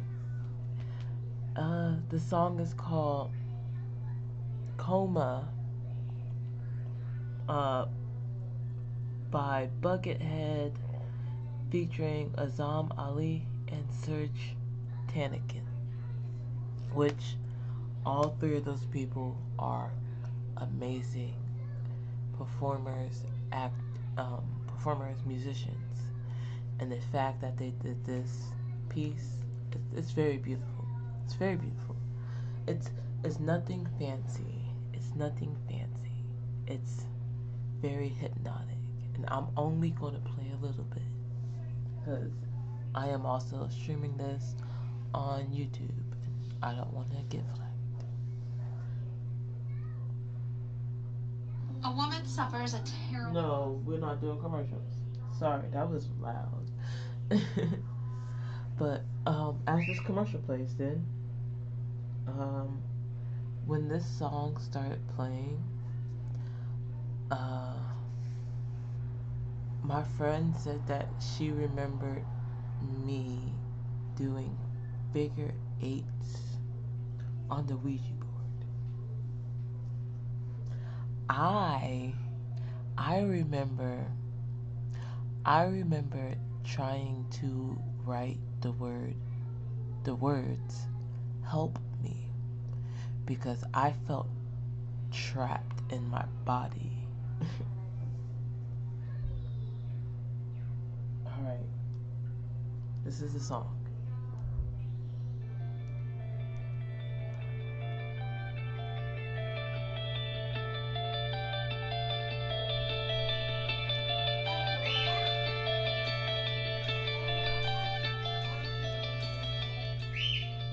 I don't think my parents like this.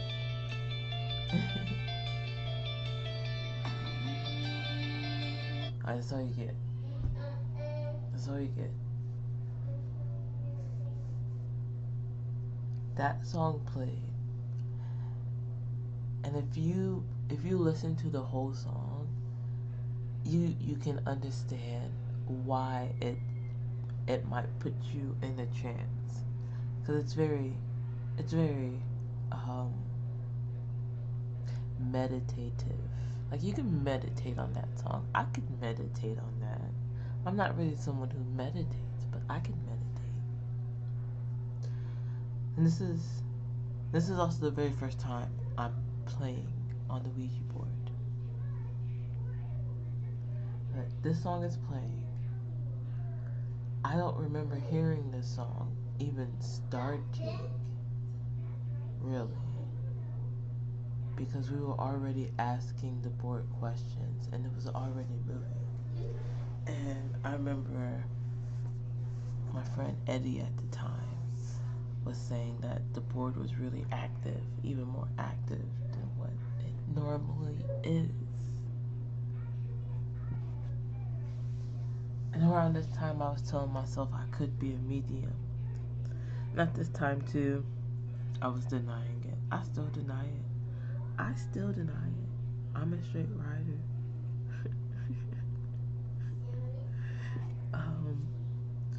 But anyway,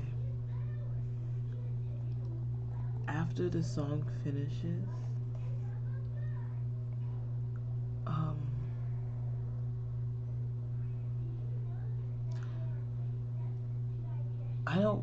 I don't really remember much except for wanting to be in water. Like, I really wanted to go in water. And there was a moment where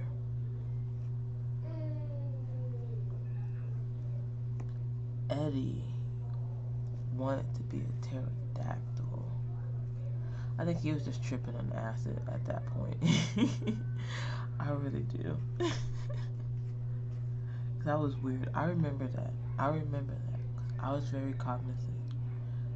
And it was very weird. But at the same time, I remember like wanting to be in water.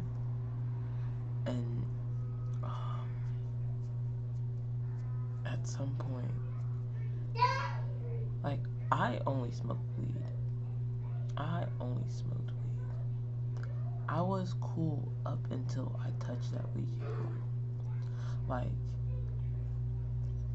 Like, Autumn was fine. Autumn was fine. But like, cause I'm trying to remember the story from my perspective, and like from my perspective, I wanted to be in water, but then I remember blacking out, and then waking up in the shower, and then blacking out, and then waking up in the shower, and then blacking out, and then waking up in bed, and then blacking out. And then also when waking up, being very cognizant, like being extra sober feeling. Like I was super sober. Because I remember seeing Autumn, talking to Autumn, and speaking to her. And she's telling me these things. And like, yeah, she was totally fine. We both smoked from the same blunt. Okay?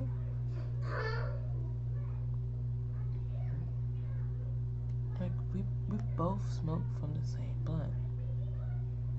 And she was completely sober. She was completely fine. But I felt like I wasn't on planet Earth anymore at some point. It was weird. Like I was just nowhere. I was nowhere. But then I was back. But then I was nowhere. But then I was back. And it's my very first experience. Autumn was taking pictures. Autumn was taking pictures. And she remembers taking a picture of a face near my face when I was laying in her bed.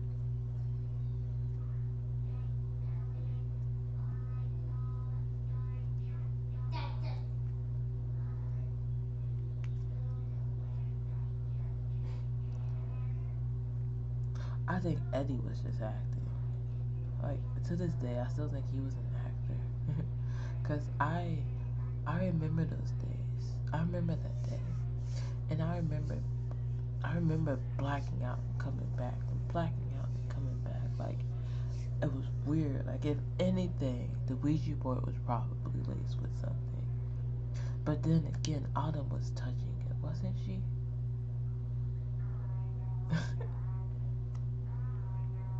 Yes, she was. Yes, she was. Because she stopped touching it at some point after,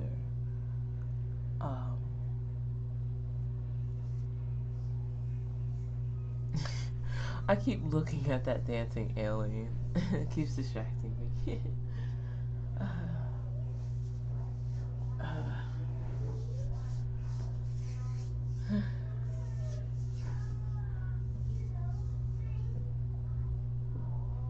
She took pictures. She was fine.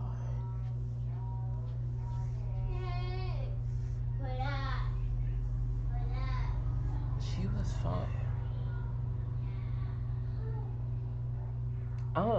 If anything, that Ouija, well, she was fine. She touched the Ouija board. At this point, fuck, I don't remember. I don't know. It was a very weird. It was a very weird night.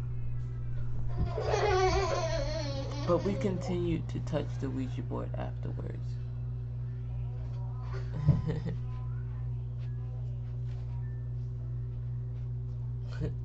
That was just the first night.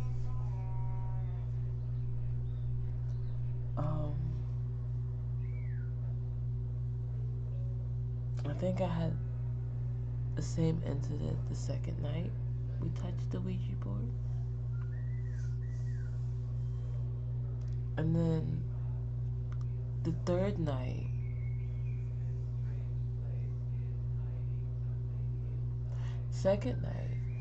I'm going backwards. Second night, we found out there were 5 spirits hanging around me.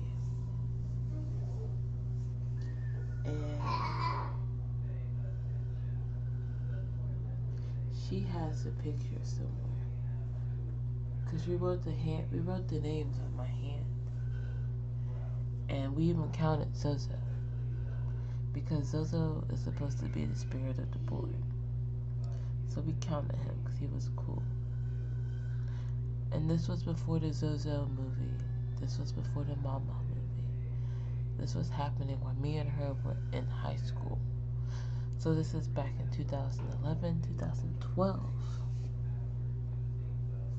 Yes. 2011-ish? Yeah, 2010-ish? I don't know. I don't remember.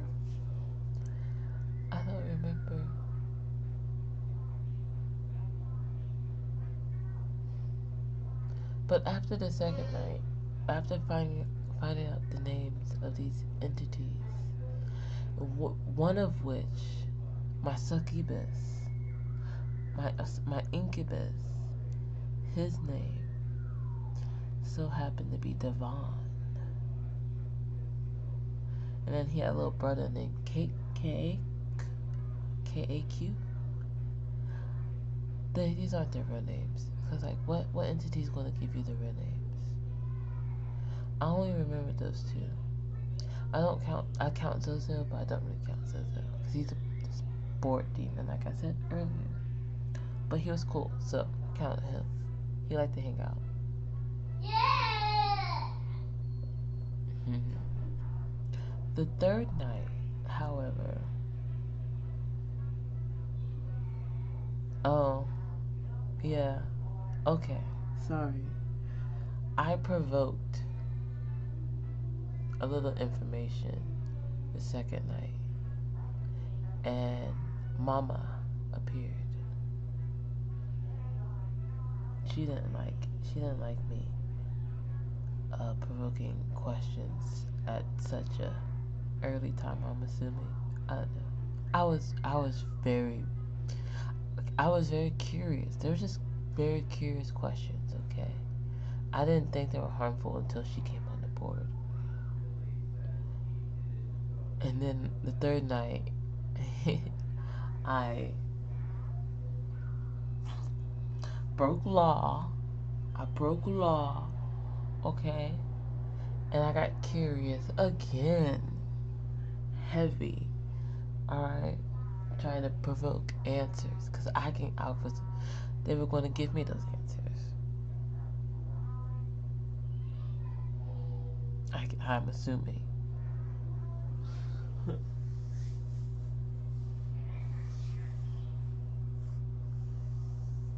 And Mama was like, hell no.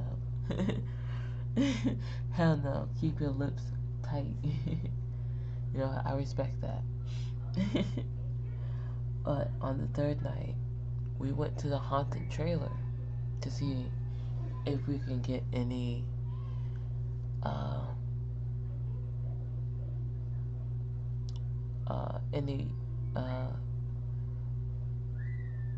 anything to talk to us, cause the board was really active with me around, apparently.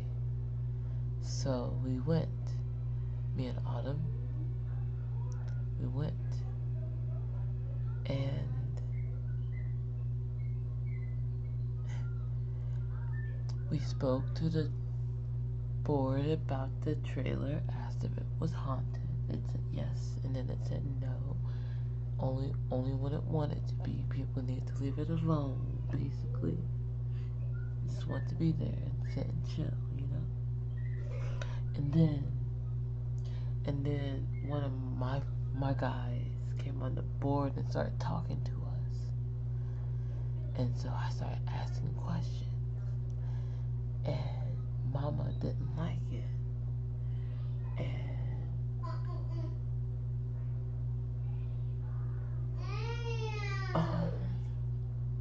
I was being stupid and provoking still, and provoked a lot.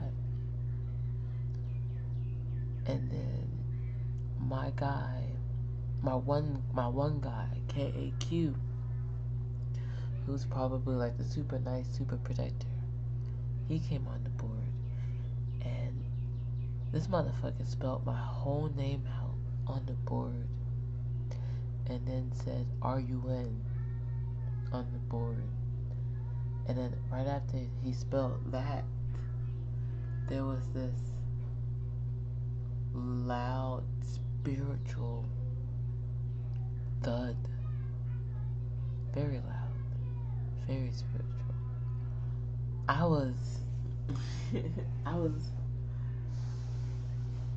I picked up my friend and her shit and ran. I was like, no, we gone. We're running. We're running. Okay. You see my skin tone? I mean, you see this skin shadow tone right there? Yeah, we're running. Boo. We are running. And we ran. And we ran. Like we ran. Cause you don't spell my whole name out and then tell me to run, and then a loud thud sound happens in the middle of the fucking street. Right? What? No, I wasn't ready for that. But did that stop us from playing with the board? No. Yeah, actually, it did. It basically did.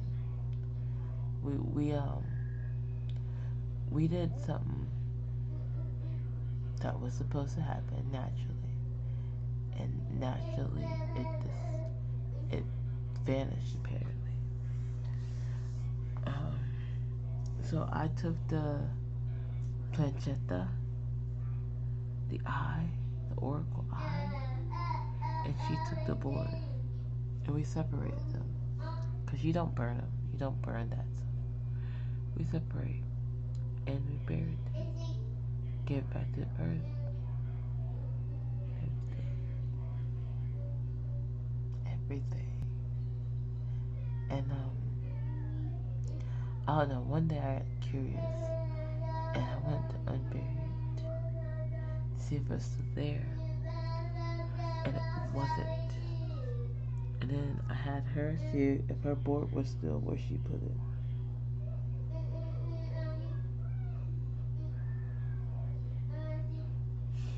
It's a really weird moment. And they both disappeared. Like, she doesn't come to my house. She does not come to my house. She never came to my house. She didn't have a ride to my place. And vice versa.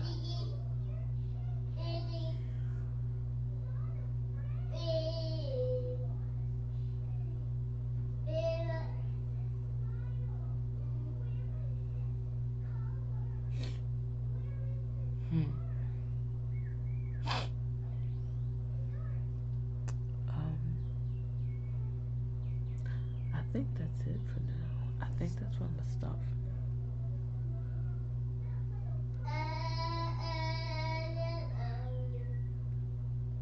now.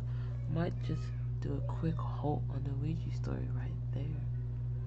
Cause yeah, we buried it and it disappeared. Yeah. And I still have just a little more left. No. A lot more left actually. Right?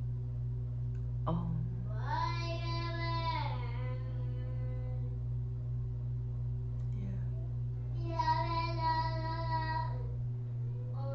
So after the planchetta, that's when I had my astral projection in this house. Not this house, but that house. And Slender Man helped me go back into my body. Yeah. It's very weird.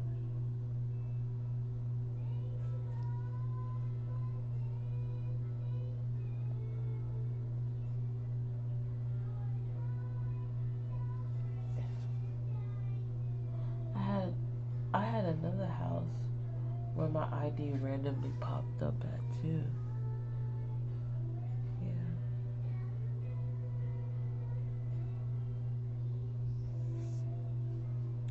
Yeah. my Incubus stories. I talked about that a little bit. Oh, I got dizzy. Whoa. I looked at my. I don't think. Oh, motion sickness. That's the thing.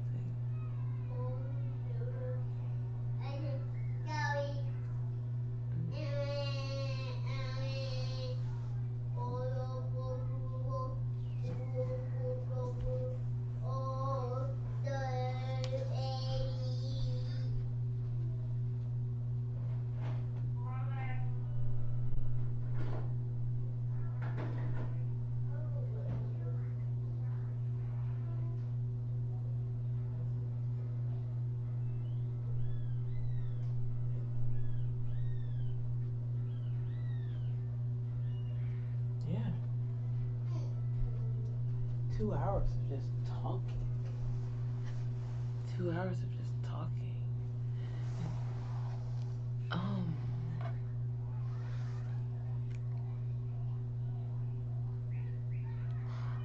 Oh, I lived in Kentucky.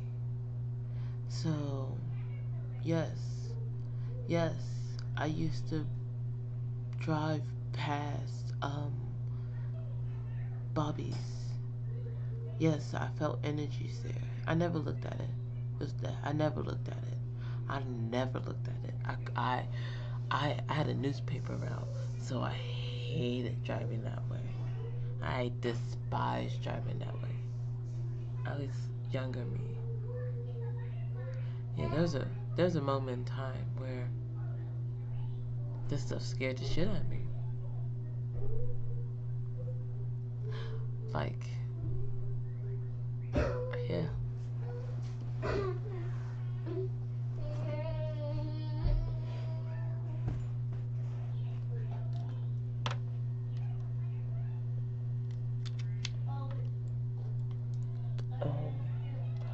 Oh, here's a really good one. Actually, I can't go yet, cause I thought all my stories were done, but no. Um, there's a motel incident. I stayed at a motel, and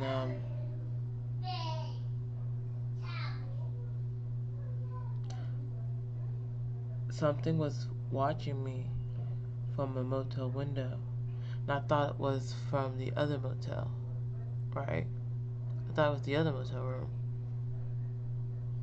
and then I went to take a shower, and the shower floor.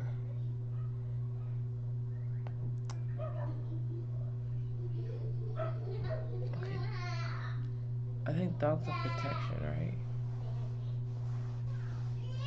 I don't remember. Hold on. I gotta look this up.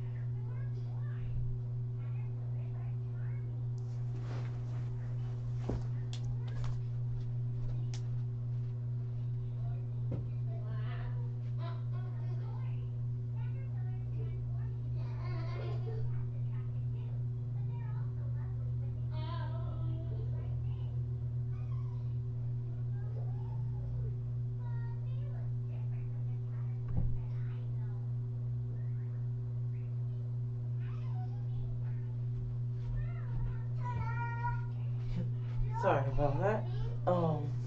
Okay. So let me just go back to that. So, hotel. Something was watching me. Thought it was the other room. Jumps in the shower. Like, I'm having this heavy feeling this whole time. right? Whole time. Still goes inside. Jumps in the shower. Shower starts feeling all gooey and ectoplasmic like, right? Me completely ignoring it. It's like ignoring these feelings. Like, okay, it's nothing. It's nothing, right? Trying my best to continue to like ignore these heavy feelings, but also stand in the corner because it's a really heavy feeling, so I'm not moving. And then the coat rack thing right next to me slamming shut. Just slamming shut right next to me. And like at that moment I was like, okay, I'm out. Fuck, I'm out. Like, let me just put my clothes on. I'm out.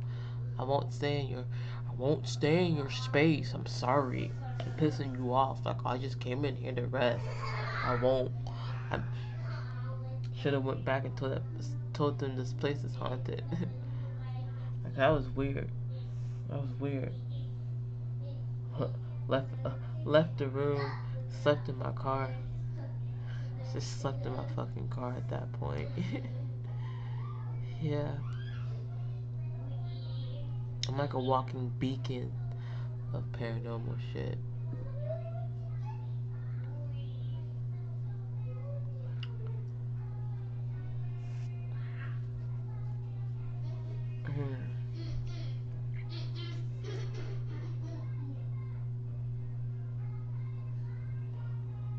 There's where what time? When was that? I think that's it. I think from there I am basically caught up to what I posted on my Reddit, because no I'm not. No I'm not. I'm I'm lying to you guys, because my incubus was around for a long time. Okay.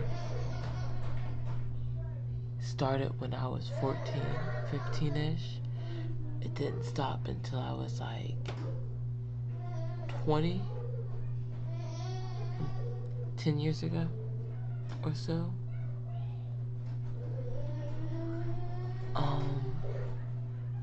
Thanks to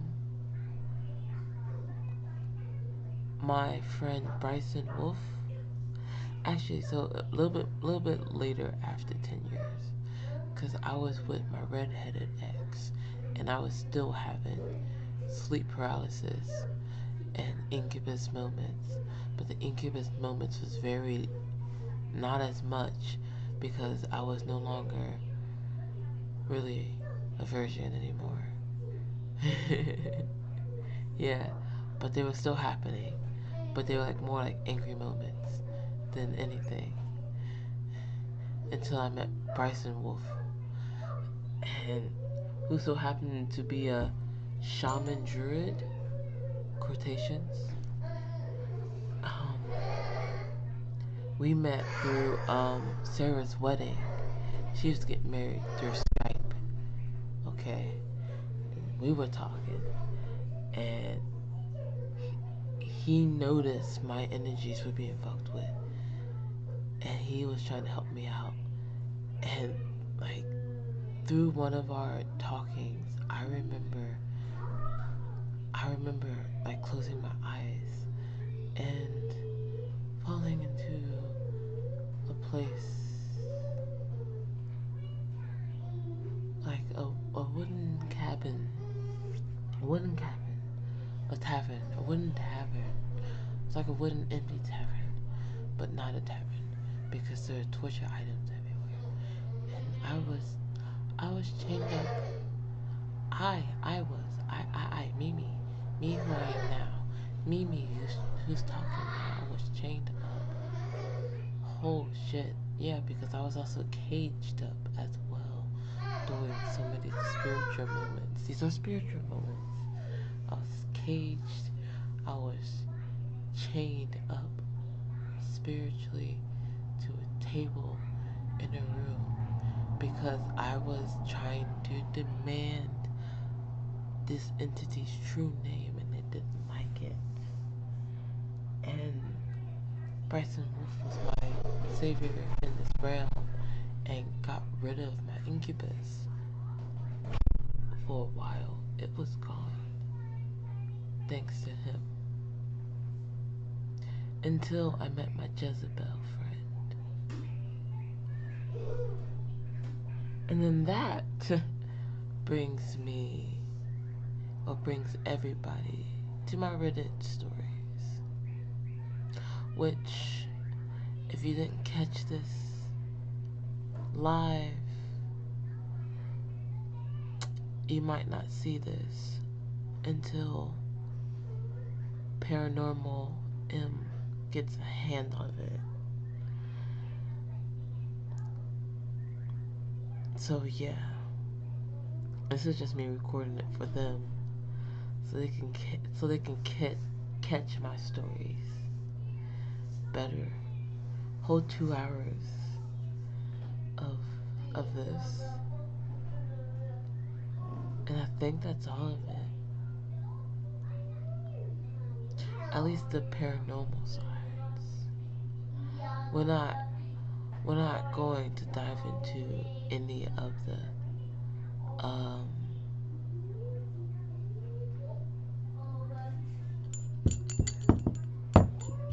one eye conspiracy shit. I mean, we could. I mean, I feel like I should. Cause like that might tie into everything. Cause my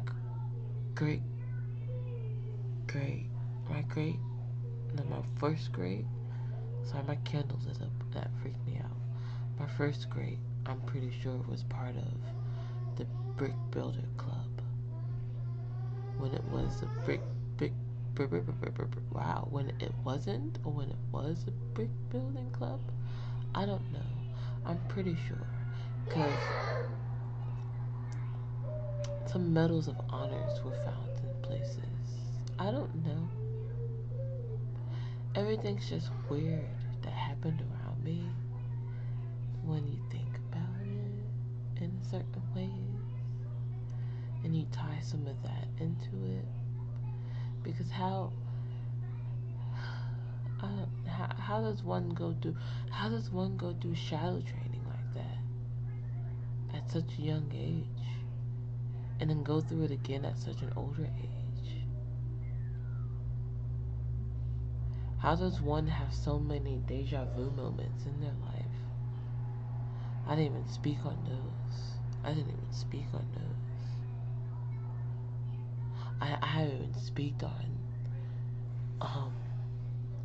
the actual dream journal dreams that I've had. That's a whole nother level of stuff. And I'm not even going to think about talking about that live. That's a whole nother level of weird. And yet I still don't believe in tarot cards, and divination, prophesizing, oracle, the sincere stuff. I've had all this crazy stuff happen around me. Like about 2 hours and 30 minutes of talking. Well, about 2 hours of, maybe like an hour and 45 minutes of just talking. I don't know. I think that's it though.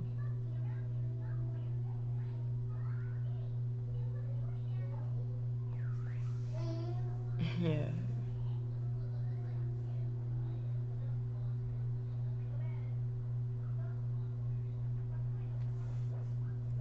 Yeah. Nothing else is coming to mind. Actually, yeah. Dang it, Mr. Savage. Savagistics and that alien thing.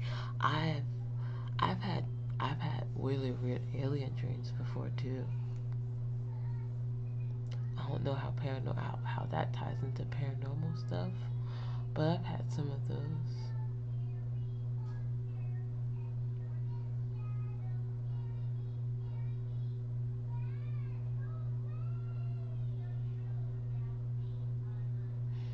Anyway, yeah, that's it. I don't got nothing else. Thanks for coming to my TED Talk.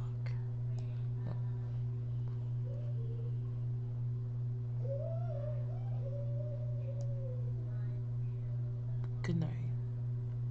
Happy Halloween.